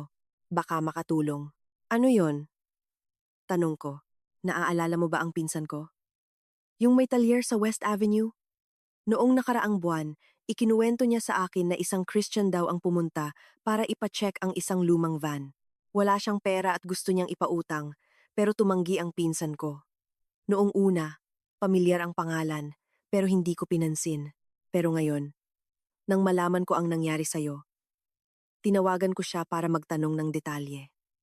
Huminto siya, at lalo pang binabaan ang kanyang boses. Sabi ng pinsan ko, kakaiba raw ang amoy ng van ni Christian. Pinaghalong ihi at disinfectant, at si Christian daw, walang tigil sa pagtingin sa cellphone, sobrang nerbiyos na para bang may naghahanap sa kanya. Nagtaka ang pinsan ko at nagkunwaring tinitingnan ang makina. Sumilip siya sa loob. Sa pagitan ng mga upuan, nakita niya ang ilang maliliit na plastic sachet, yung ginagamit sa paglalagay ng alam mo na droga. Mga sachet ng droga. Kumabog ang puso ko. Isang teribleng hinala ang dumaan sa aking isipan. Si Christian ay hindi lang sugarol, kundi isang drug addict. Si Valeria, nang makita ang aking itsura ng pagkasindak, ay tumango ng mariin. Hindi ako sigurado, pero sabi ng pinsan ko, 99% siyang kumbinsido. Naaalala pa niya ang plaka. Isabela, napakaseryoso nito. Anong gagawin mo? Tumingin ako agad sa aking kapatid at ina. Narinig din nila ang usapan ni Valeria at naging seryoso ang kanilang mga mukha. Kung totoong nagdodroga si Christian, nagbago na ng tuluyan ang sitwasyon. Hindi na ito isang alitan ng pamilya o simpleng pananakit. Ito ay isang mabigat na krimen. Kailangan kong sabihan si Papa at si attorney ngayon din, sabi ng kapatid ko, kinukuha ang kanyang cellphone. Kung totoo, hindi lang ilang araw na pagkakakulong ang kahaharapin ni Christian. Tumingin ako sa bintana na dumidilim at naramdaman kong nanlamig ang aking dugo. Ang balon ng pamilyang De Leon ay lalo pang lumalalim at dumudumi. Si Corazon, sa kanyang mahal na bunsong anak, sa kanyang pamilyang dapat protektahan. Isang mas matibay na determinasyon ang umusbong sa akin. Kailangang tuluyang alisin ang pamilyang iyon at harapin nila ang pinakamatinding paghuhukom ng batas. Valeria, sabi ko. Hinawakan ang kanyang kamay. Maraming salamat sa pagsasabi nito. Napakahalagang impormasyon to. Ano ka ba? Wala yun sa atin, sagot niya. Hinigpitan ang hawak sa aking kamay. Kung makakatulong ito sa iyo at para magbayad ang pamilyang yon sa ginawa nila, gagawin ko ang lahat. Isang bagong lead ang lumitaw. Isa na tumuturo sa isang mas madilim pang bangin. Ngayon, ang kamao na tatama kay Christian De Leon ay maaaring humigpit pa, droga. Ang posibilidad na si Christian ay gumagamit ng droga ay isang bagay na mas nakakatakot at hindi maisip kaysa sa pagsusugal o karahasan. Kung totoo, hindi lang siya isang walang kwentang tao na hindi na mababago, kundi isang tao na kayang hilahin ang buong pamilya niya sa impyerno anumang oras. Ang kapatid kong si Leo ang unang kumilos. Lumabas siya ng silid na may telepono nakadikit sa kanyang tainga. Sa tingin ko, tinatawagan niya ang aking ama at si Attorney Herrera. Masyadong seryoso ito. Kailangang kumilos agad. Hinawakan ng aking ina ang kanyang dibdib, maputla na parang kandila. Diyos ko, nakakatakot. Anong klaseng mga tao sila? Mabuti na lang, Isabela. Mabuti na lang at nakaalis ka na diyan sa tamang oras. Hinawakan niya ang aking kamay ng mahigpit. Takot na takot. Si Valeria, na may seryosong mukha, ay nagsabi, Isabela, alam kong nakakapangilabot. Pero kung totoo, ito ang tiyak na ebidensya para ilubog siya. Sasabihin ko sa pinsan ko na isulat ang plaka at lahat ng detalye ng araw na iyon para makapagpatotoo siya kung kailangan. Ang aking isipan ay magulo. Sa isang banda, nakakaramdam ako ng pinaghalong pagkabigla at pagkasuklam. Sa kabilang banda, isang mas matinding puot ang manirahan nang matagal sa ilalim ng iisang bubong kasama ang isang mapanganib na individual, posibleng isang drug addict. Kinikilabutan ako sa pag-iisip pa lang. At sina Corazon at Anton, alam nila. Kung alam nila at pinahintulutan, sila ay mga kasabwat. Maya-maya, Sabay na pumasok sa silid ang aking kapatid at ama. Ang impormasyong dinala ni Valeria ay napakahalaga. Sabi ng aking ama na may hindi pa nagagawang kaseryosohan. Nagbigay na ako ng utos na beripikahin ang dalawang bagay. Una, gamit ang plakang iyon, sinusubaybayan natin ang mga huling galaw at gastos ni Christian para matukoy ang mga lugar na madalas niyang puntahan. Pangalawa, iniimbestigahan natin sa West Avenue kung may nakakakilala kay Christian o nakakita sa kanya na may kasamang mga kahinahinalang tao. Ang abogado, habang inaayos ang kanyang salamin, ay idinagdag, Don Carlos, binibini. Kung si Christian De Leon ay talagang sangkot sa usapin ng droga, ang kaso ay tuluyang mag-iiba. Marahil ay kailangan nating baguhin ang ating paunang diskarte. Ang pananakit o pagsusugal ay maaaring malutas sa pamamagitan ng mga kasunduan o danyos, ngunit ang droga ay hindi. Kung makumpirma ito, magiging isang criminal case ito. Makikialam ang pulisya at haharap siya sa isang napakabigat na sentensya. Walang babaguhin, Attorney Herrera. Sabi ko agad. Ang gusto ko ay matanggap niya ang pinakamatinding parusa na posible. Ang magkaroon ng awa sa isang tulad ni Christian ay isang kalupitan sa aking sarili. Sumang-ayon ang aking ama sa akin. Leo, sabi niya sa aking kapatid, ikaw mismo ang kumausap sa pinsan ni Valeria. Kunin mo ang lahat ng detalye at alamin kung posibleng mahanap ang mga sachet na sinasabi niya. Isang piraso lang ay sapat ng ebidensya. Naiintindihan ko. Pupunta ako ngayon din. Agad na umalis ang aking kapatid kasama si Valeria. Sa silid, naiwan kaming muli. Ang aking ama, ina, at ang abogado. Tense ang kapaligiran. Alam kong hindi lang sila nag-aalala sa paglubog kay Christian, kundi pati na rin sa aking kaligtasan. Ang isang drug addict ay hindi mahuhulaan. Tumunog ang cellphone ng abogado. Lumayo siya para sumagot. Pagkaraan ng ilang segundo, bumalik siya na may bahagyang nanginginig na boses dahil sa pananabik. Don Carlos, binibini, kakareport lang po. Nahanap na namin ang lalaking sinaktan ni Christian noong nakaraang taon. Napakagandang balita. Nasaan siya? Okay lang ba siya? Tanong ko ng may pagkabalisa. Ang pangalan niya ay Eusebio Santos. Isa siyang interior installer. Sa kasalukuyan, nagtatrabaho siya sa Cebu. Nakipag-ugnayan na sa kanya ang ating mga tao at handa siyang makipagtulungan para pagbayarin si Christian. Ayon sa kanya, noong panahong iyon, may utang sa kanya si Christian ng humigit kumulang 150,000 dahil sa sugal. Nang singilin niya ito, pinalo siya ni Christian sa ulo ng isang silya at tinahi siya ng 7 beses. Noong una, tinanggap niya ang isang extrajudicial settlement na humigit kumulang 250,000 mula sa pamilyang De Leon dahil takot siya sa ganti at kailangan niya ang pera ng madalian.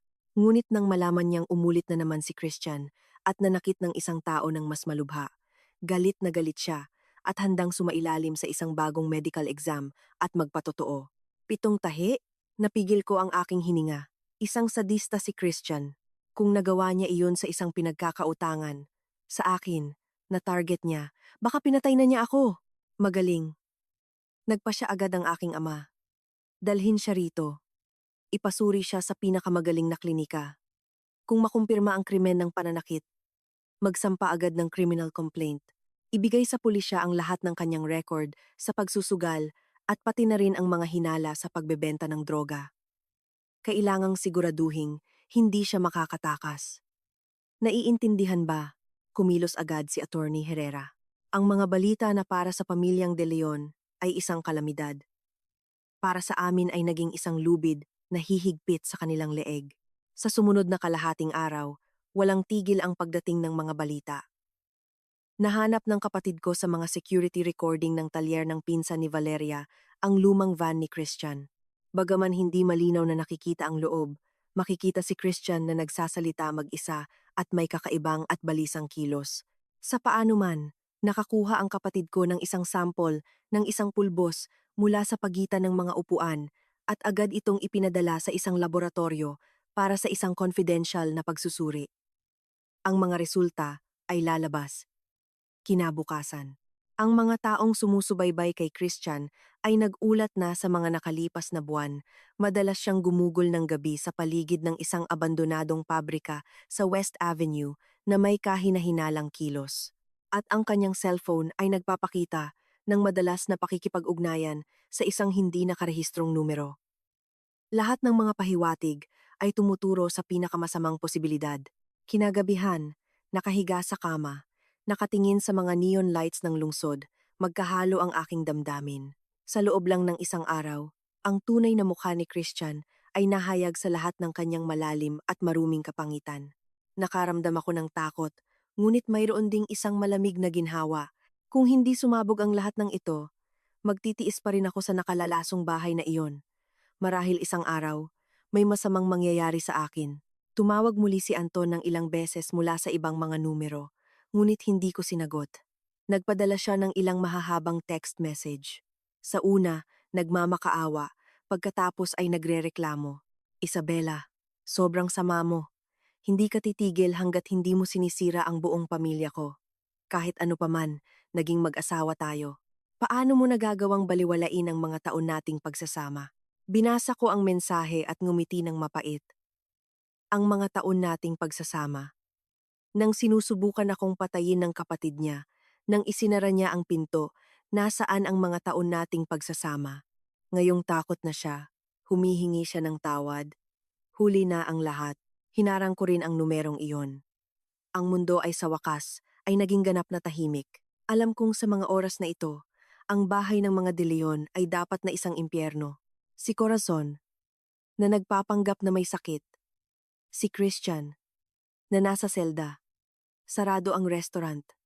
Nawala ang pwesto. Nawala ang mga supplier. Sira ang van. Si Anton at ang kanyang tahimik na ama ay dapat na paikot-ikot na parang mga langaw na walang ulo. At simula pa lang ito. Kapag nagpasuri na si Eusebio Santos, kapag dumating na ang mga resulta ng pagsusuri sa sample, kapag opisyal nang nakialam ang pulisya, hindi ako nakatulog ng maayos noong gabing iyon. Sa aking isipan, paulit-ulit ang malahalimaw na mukha ni Christian at ang mga salita ni Valeria tungkol sa droga at mga sachet. Ang takot ay pumasok sa aking mga buto na parang isang uod.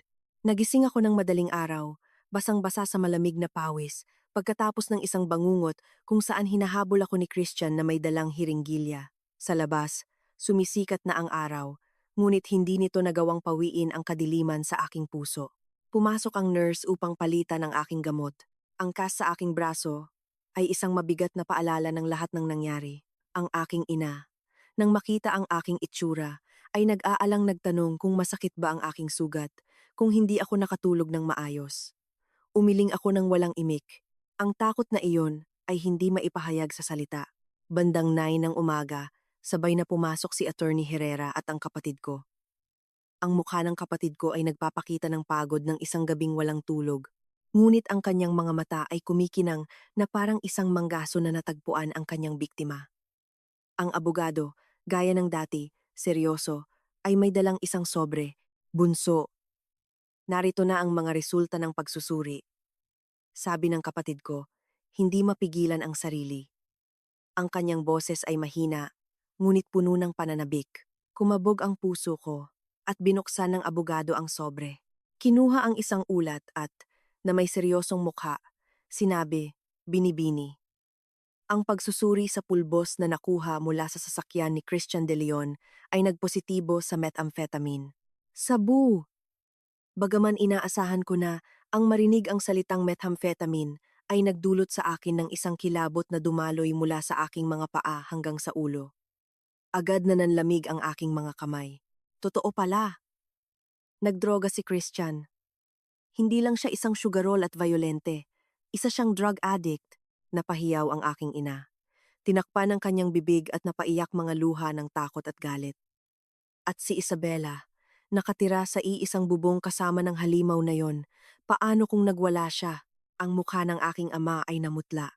Ikinuyom kanyang mga kamao at tinanong ang abogado. Ang pagsusuri ba na ito ay may legal na bisa bilang ebidensya? Ang ulat na ito, tumango ang abogado, ay mula sa isang accredited na third-party laboratory at may mataas na halaga bilang isang lead. Para maging isang konklusibong ebidensya sa isang paglilitis, ang ideal ay makuha ito ng pulisya ng legal sa panahon ng investigasyon. Gayunpaman, ito ay higit pa sa sapat upang bigyan ang pulisya ng isang malinaw na lead at hilingin na magsimula sila ng isang investigasyon. At si Ginoong Eusebio Santos? Muling tanong ng aking ama. Nandito na po siya. Naka-check-in sa isang kalapit na hotel at ngayong umaga ay sasailalim sa isang bagong pagsusuri sa isang accredited center. Batay sa kanyang medical history at mga larawan ng sugat, malaki ang posibilidad na makumpirma ang krimen ng physical injuries. Perpekto, sabi ng aking ama, nang may katatagan. Sa oras na makuha natin ang resulta ng bagong pagsusuri, kung makumpirma ang krimen, tipunin ang lahat ng dokumentasyon. Ang kasaysayan ng pagsusugal ni Christian, ang mga pahiwatig ng paggamit ng droga, at isampa ang lahat sa isang reklamo sa pulisya. Hayaan siyang litisin para sa lahat ng kanyang mga krimen ng sabay-sabay. Alam kong nangangahulugan nito na ang paglilitis kay Christian ay lumipat mula sa isang sibil na alitan o usapin ng pamilya patungo sa isang criminal proceeding. Makukulong siya. Pa, sabi ko, medyo tuyo ang lalamunan. Kung magrereklamo tayo sa pulisya, hindi ba't kakalat ang tsismis? Nakakulong ngayon si Christian. Kung malaman niyang inireklamo natin siya para sa droga, ang pamilya niya, huwag kang mag-alala. Pinutol ako ng aking ama na may matalim na tingin, nakahanda na ang lahat. Ang reklamo ay isasampa para sa pananakit kay Eusebio Santos. At ang impormasyon tungkol sa droga ay ibibigay sa pulisya bilang isang karagdagang lead para imbestigahan nila ng tahimik. Walang lalabas na impormasyon hanggat wala silang sapat na ebidensya para arestuhin siya. Ang pamilyang De Leon ay sobrang abala ngayon na hindi nila maiisip na umabot na tayo sa ganito kalayo. Medyo gumaan ang aking pakiramdam. Ang aking ama, gaya ng dati, ay isang strategist. Maingat niyang pinlano ang lahat. Sakto namang nag-vibrate ang aking cellphone. Isang bagong mensahe mula sa isang hindi kilalang numero. Binuksan ko ito at nagulat ako sa nilalaman. Binibining Isabela Santiago. Ako po si Javier, isang katrabaho ni Anton de Leon. Pasensya na po sa abala. Kaninang umaga, tinanggal po sa trabaho si Anton dahil sa isang malubhang paglabag sa Code of Conduct ng kumpanya. Nasa isang hindi matatag, nakalagayan po siya ng pag-iisip. Posibleng subukan niyang puntahan kayo. Mag-ingat po kayo. Tinanggal sa trabaho si Anton? Ipinakita ko ang mensahe sa aking ama, kapatid, at sa abogado. Napakabilis ng ngutya ang kapatid ko. Mas mabuti. Tinipid pa nila tayo sa trabaho. Attorney, sabi ng aking ama, i-trace ang numerong ito at kumpirmahin ang pinagmulan. At higpitan ang seguridad ng ospital. Kung magpakita si Anton, huwag siyang palapitin kahit sa palapag na ito. Kung kinakailangan, gumamit ng puwersa. Naiintindihan ba? Umalis ang abogado para gawin ang mga kinakailangan. Totoo nga, bago mag-11, nakarinig kami ng kaguluhan sa pasilyo. Ang paos na boses ni Anton ay sumisigaw.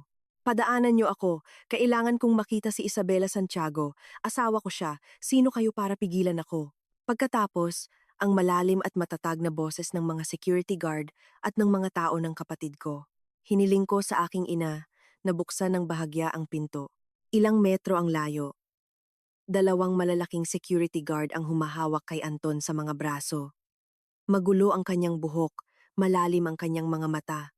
Gusot ang kanyang damit at baluktot ang kanyang kurbata. Walang natira sa kanyang dating malinis na anyo. Nang makita niya ako sa siwang ng pinto, nagpumiglas siya na parang nakahanap ng salbabida at desperadong sumigaw.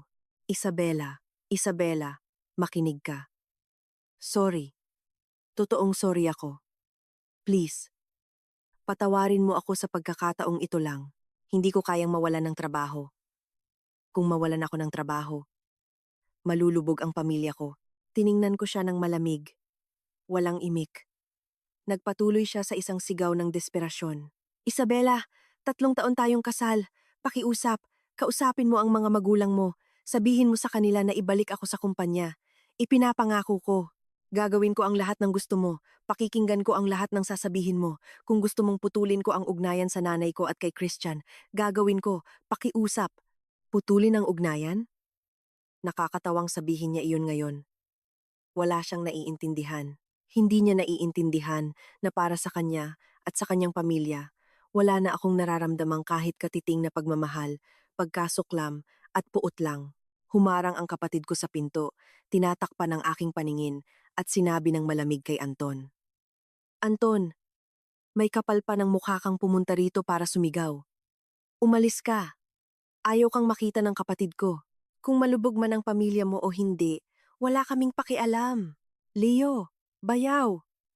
Nagmakaawa si Anton ngayon sa kapatid ko. Nagkamali ako kanina. Naging duwag ako. Pakiusap. Sabihin mo kay Isabela ang magagandang bagay tungkol sa akin. Magiging alipin niya ako habang buhay. Huwag mo akong lokohin. Dinura ng kapatid ko. Umalis ka na rito ngayon din. O tatawag ako ng pulis at ipapakulong kita sa parehong selda ng kapatid mo. Nang marinig ang pulis at parehong selda, nanginginig si Anton at isang mas malalim na takot ang bumalot sa kanyang mukha. Tila napagtanto niya sa wakas na ang kanyang mga pakiusap at pag-iyak ay wala ng silbi. Bumagsak siya na parang isang aso na nabali ang gulugod at kinaladkad siya ng dalawang security guard. Ang kanyang mga pakiusap ay naging isang unggol ng desperasyon na unti-unting nawala sa pasilyo. Ang desperadong unggol ni Anton habang kinakaladkad siya ng mga security guard ay parang isang hindi kanais-nais na bugso ng hangin na dumaan sa silid at pagkatapos ay nawala. Wala akong naramdamang kahit katiting na pagkabigla. Sa halip, para bang isang bato na pumipiga sa aking dibdib, ang bahagyang gumaan.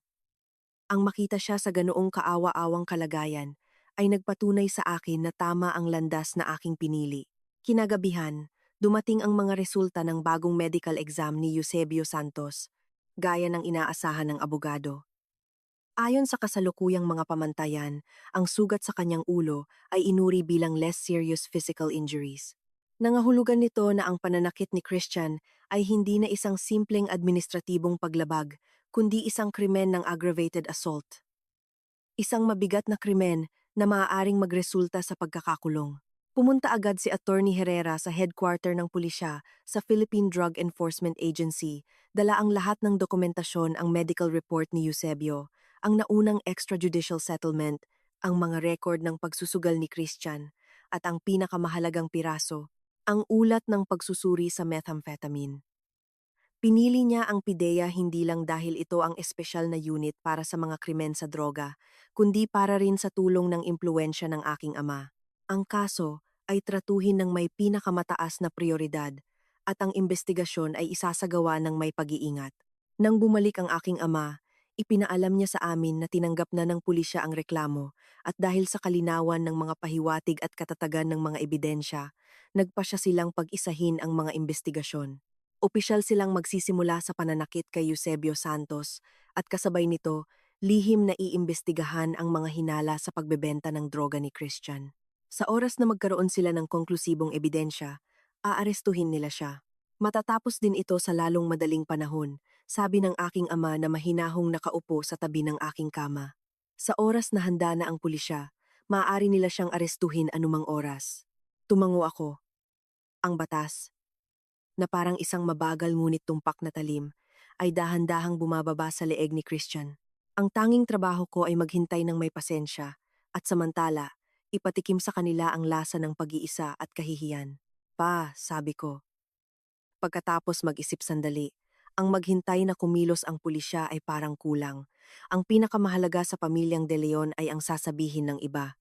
Palaging ipinagmamalaki ni Corazon sa mga kapitbahay na siya ay isang mapagmahal na ina at isang maunawaing biyenan.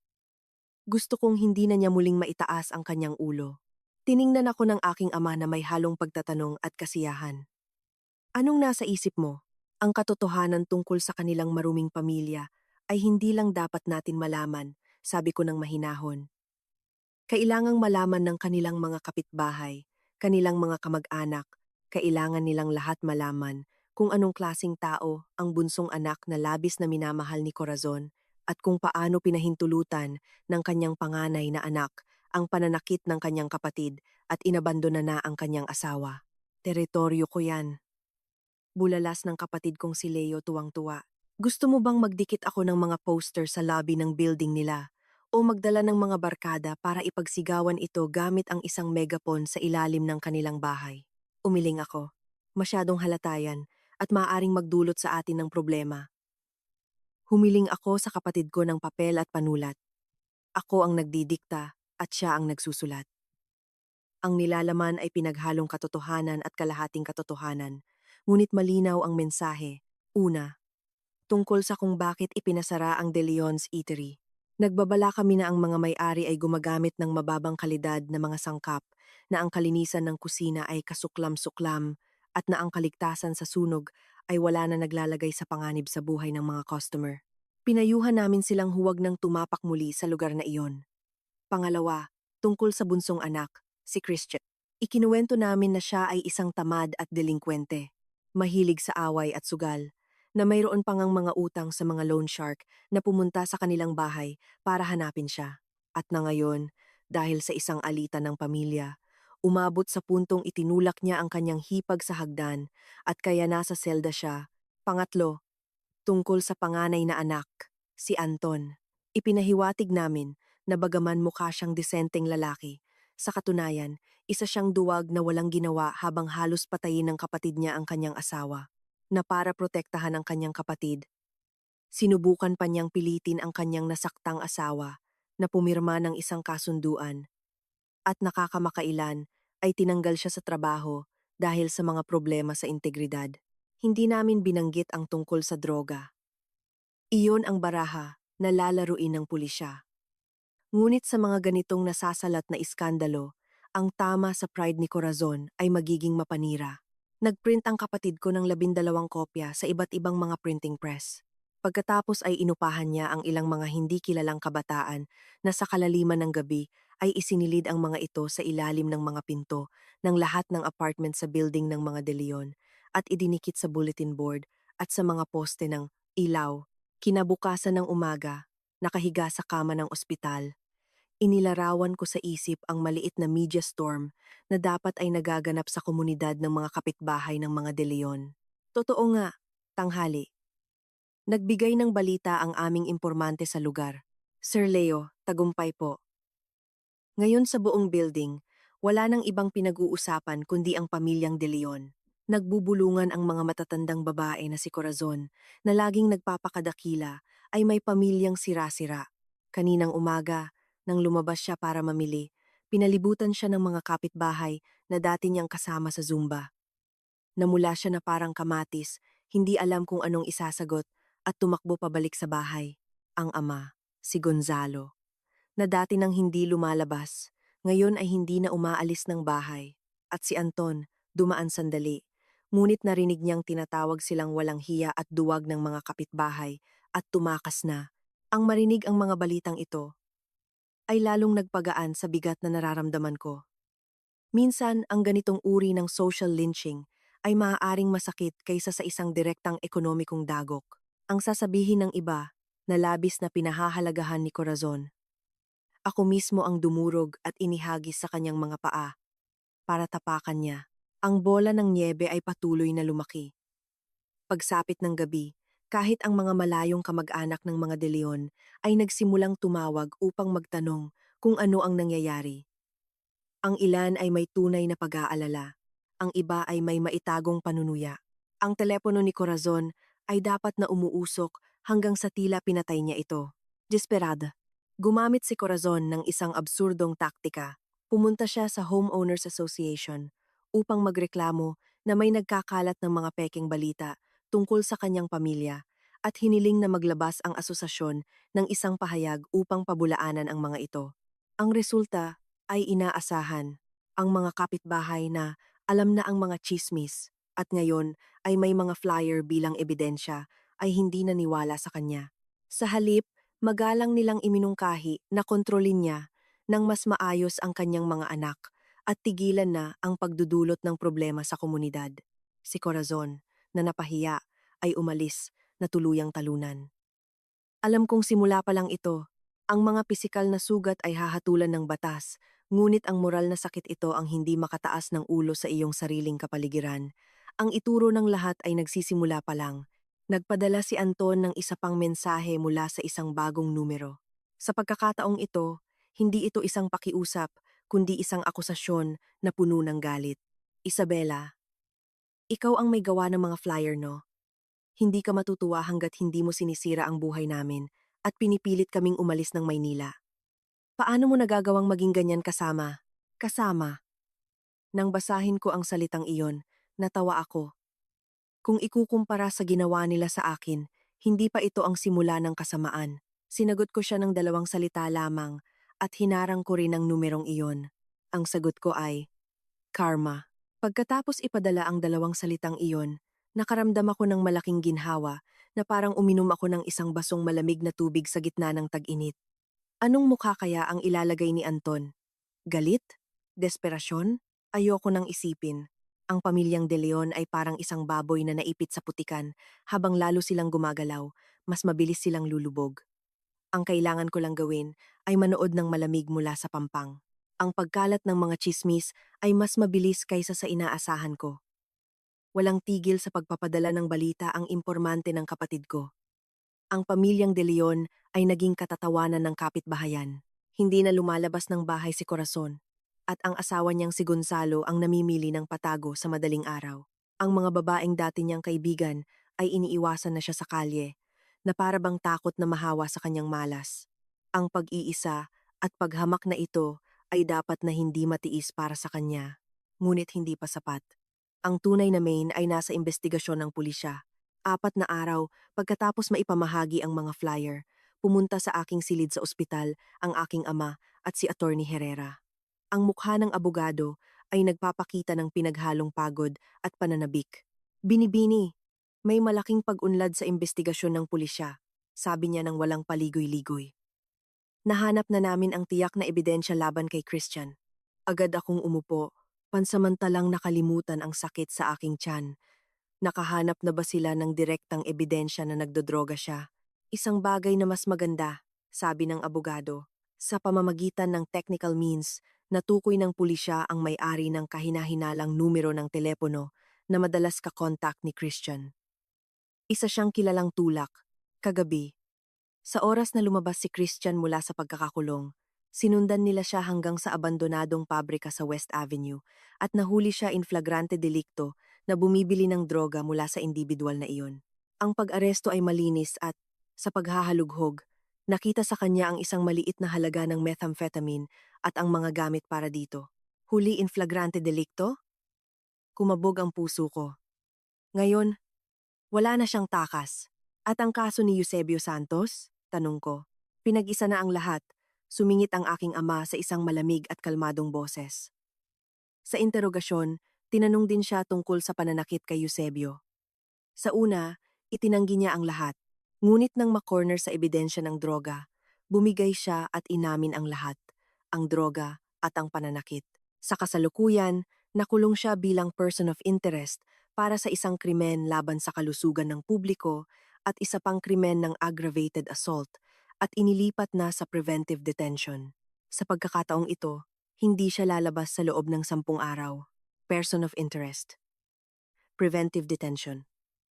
Ang mga salitang iyon, bagaman mabigat, ay nagdulot sa akin ng isang kakaibang ginhawa. Ang basurang halos pumatay sa akin ay sa wakas ay magbabayad para sa kanyang mga krimen. Hinihintay siya ng hustisya at ng kulungan. Masaya ako, sabi ko. Hindi namamalayan na may nanginginig na boses dahil sa pinaghalong pananabik at emosyon. At mayroon pa, idinagdag ng abogado. Sa interogasyon, sinabi ni Christian na parehong alam ng kanyang ina at kapatid na si Anton na nagdodroga siya at binibigyan pa siya ng pera para dito. Sa ngayon, salita pa lang niya iyon. Ngunit kung mapatunayan, si Corazon at Anton ay maaaring akusahan ng accessory to the crime at cooperation in a crime against public health na lalong magpapalala sa kanilang sitwasyon. Na alam ni na Corazon at Anton na binibigyan siya ng pera? Nakaramdam ako ng isang hindi mapigilang alon ng galit. Alam nilang nagdodroga si Christian at pinagtakpan nila? Pinunduhan? Saan ako inilalagay niyan? Ano ang iniisip nila nang magkaroon ng isang bomba na durugista sa tabi ko? Imbestigahan ninyo. Kailangan ninyong malaman ang katotohanan. Sabi ko, nagngangalit ang mga ngipin. Kung totoong alam nila at binigyan siya ng pera, hinding-hindi ko sila patatawarin. Tumango ang aking ama at sinabi sa abogado, ipasa ang impormasyong ito sa pulisya. Hayaan nilang imbestigahan ng malalim. Naiintindihan po. Kumuha ng tala ang abogado. Alam kong ang paglubog kay Christian ay simula pa lang. Hindi makakatakas sina Corazon at Anton, lalo na si Corazon, ang arkitekto ng lahat, na para bang kinukumpirma ang aking mga iniisip. Muling tumunog ang aking cellphone. Isa pang hindi kilalang numero. Ngunit ang pangalan na lumitaw ay medyo nagulat ako. Isang malayong pinsan ni Corazon, isang David. Nakita ko siya minsan sa isang pagdiriwang ng pamilya. Isa siyang tsuper ng truck na may simpleng itsura, hindi gaanong malapit sa mga De Leon. Bakit niya ako tinatawagan? Nag-atubili ako sandali, ngunit sinagot ko at inilagay sa speakerphone. Hello, Isabella. Ikaw ba yan? Oo, David, ako nga. Anong nangyari? Tanong ko ng mahinahon. Isabella, may nangyaring napakalubha. Bulalas niya. Kakatawag lang sa akin ng tiya ko. Umiiyak na parang baliw. Sabi niya dinala ng pulis si Christian. Inaakusahan siya ng droga at makukulong. Nang marinig yun, hinimatay ang tiya ko. Hindi sumasagot si Anton sa telepono. Magulo ang bahay. Hiniling sa akin ang tiya ko na tawagan ka para tanungin kung totoo ba at kung may paraan para mailabas siya na babayaran nila kahit magkano. Hinimatay si Corazon. Mabilis kumalat ang balita. Tiyak na ipinaalam na ito ng pulisya sa pamilya. Hindi ako direktang sumagot. Hinimatay siya? Kumusta na siya ngayon? Nagkamalay na siya. Pero nasa kama, hindi mapatahan. Walang tigil sa pag-iyak at sinasabing ayaw na niyang mabuhay. Bumuntong hininga si David.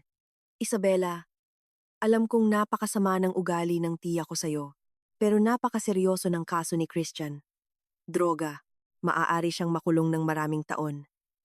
Kahit ano paman, naging pamilya kayo. Wala na bang magagawa? Sabi ng tiya ko, maraming koneksyon ang pamilya mo. Pamilya? Pinutol ko siya ng malamig. David, salamat sa pagpapaalam. Pero linawin natin ang ilang bagay. Una, ang pagkaaresto kay Christian para sa droga ay resulta ng isang investigasyon ng pulisya batay sa hindi maikakailang ebidensya. Walang sino man ang makakapaglabas sa kanya. Pangalawa, nasa proseso ako ng pag-annulment kay Anton. Hindi na ako pamilya ng mga De Leon. Pangatlo, kung alam ni na Corazon at Anton na nagdodroga si Christian at walang ginawa, kailangan din nilang harapin ang kanilang responsibilidad. Sabihin mo yan sa kanila mula sa akin. At sa halip na umiyak, maghanda sila na makipagtulungan sa pulisya para mabawasan ang kanilang sentensya. Sa kabilang linya, nanahimik si David na bigla sa aking katatagan. Sa huli, pabulong siyang nagsalita. Sige, naiintindihan ko. Sasabihin ko sa tiya ko. Nang ibaba ko ang tawag, nanahimik ang silid. Tiningnan ako ng aking ina, nag-aalinlangan kung may sasabihin. Naunahan ko siya. Ma, masyado ba akong malamig? Umiling ang aking ina. Hinawakan ang aking kamay na walang sugat at na may namumulang mga mata, sinabi, hindi, anak, tama ka. Sa mga ganyang tao, nakalimutan mo na ba ang ginawa nila sa'yo? Kasalanan ni Corazon yan. Kung hindi niya masyadong pinrotektahan ang delinkwenteng anak na yon, hindi siya magkakaganyan. At si Anton, mas kaawa-awa pa. Kung mayroon lang siyang kahit katiting na responsibilidad, hindi sana umabot sa ganito ang mga bagay. Ang maging malambot ngayon ay isang kalupitan sa iyong sarili. Tumango ako. Tama, ang awa sa kaaway ay kalupitan sa sarili. Sa digmaang ito, walang tigil putukan. Ang pagbagsak ni Corazon at ang pagkawasak ni Anton ay problema nila. Ang tanging misyon ko ay sundin ang aking landas, bawiin kung ano ang akin, at tuluyang makaalis sa putikang iyon. Ilang araw pagkatapos, naganap ang paglilitis kay Christian para sa pagbebenta ng droga at aggravated assault. Hindi ako pumunta. Ayokong makita muli ang kanyang kasuklam-suklam na mukha. Dumalo si Attorney Herrera para sa akin upang isampa ang civil claim para sa danyos.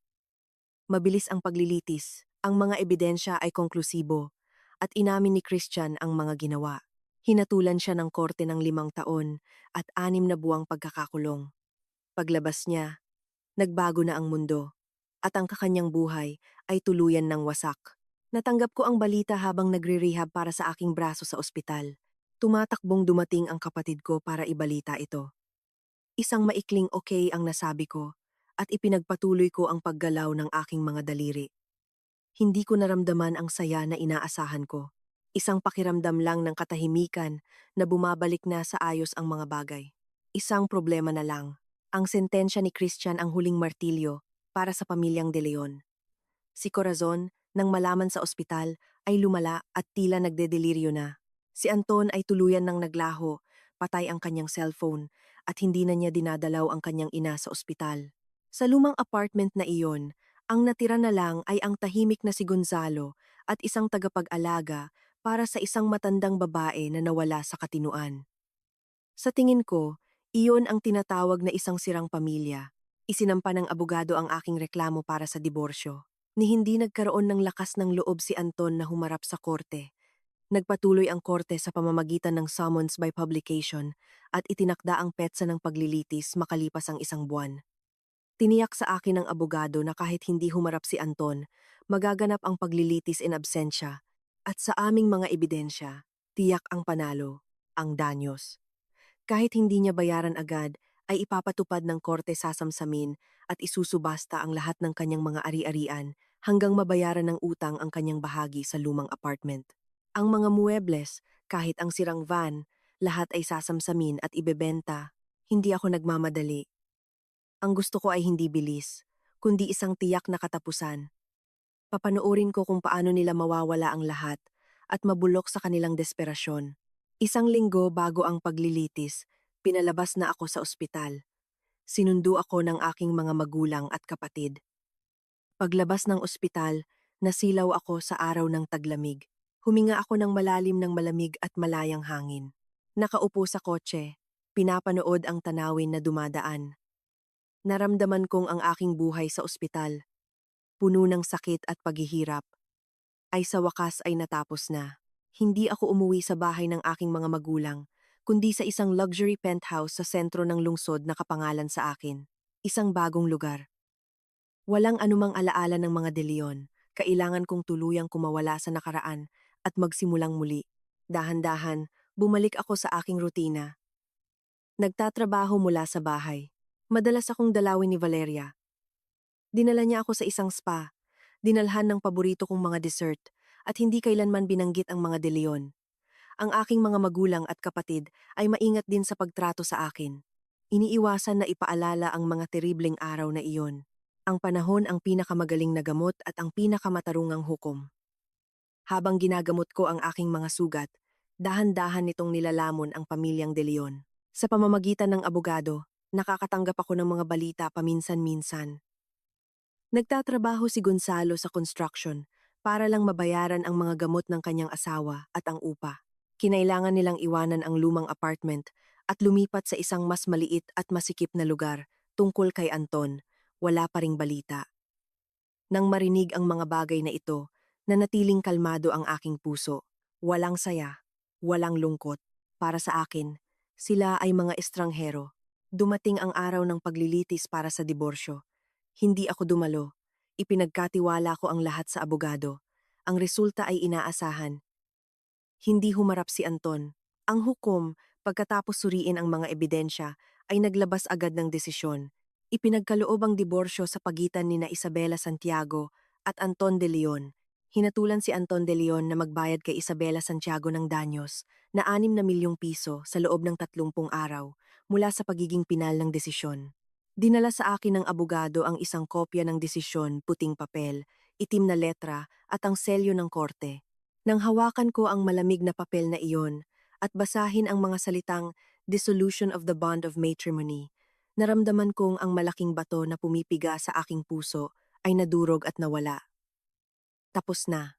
Hindi ako nagdaos ng anumang pagdiriwang.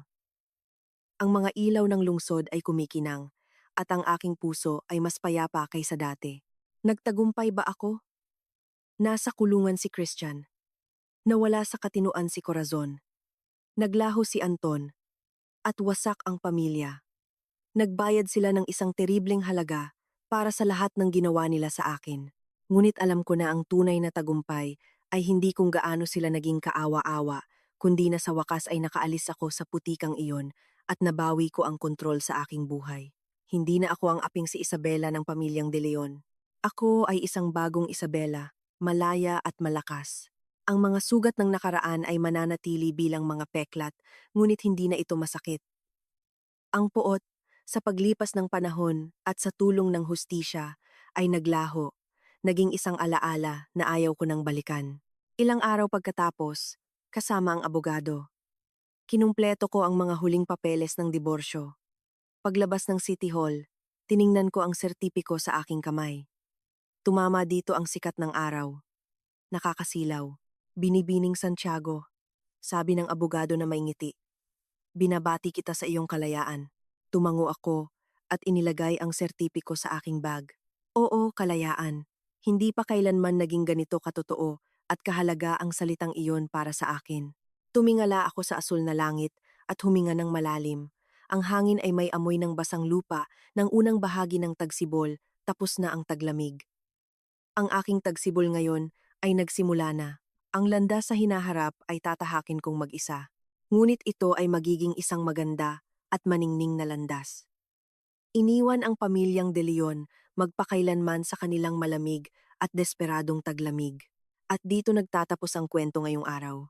Ano ang masasabi ninyo? Iwanan ang inyong mga opinyon sa mga komento.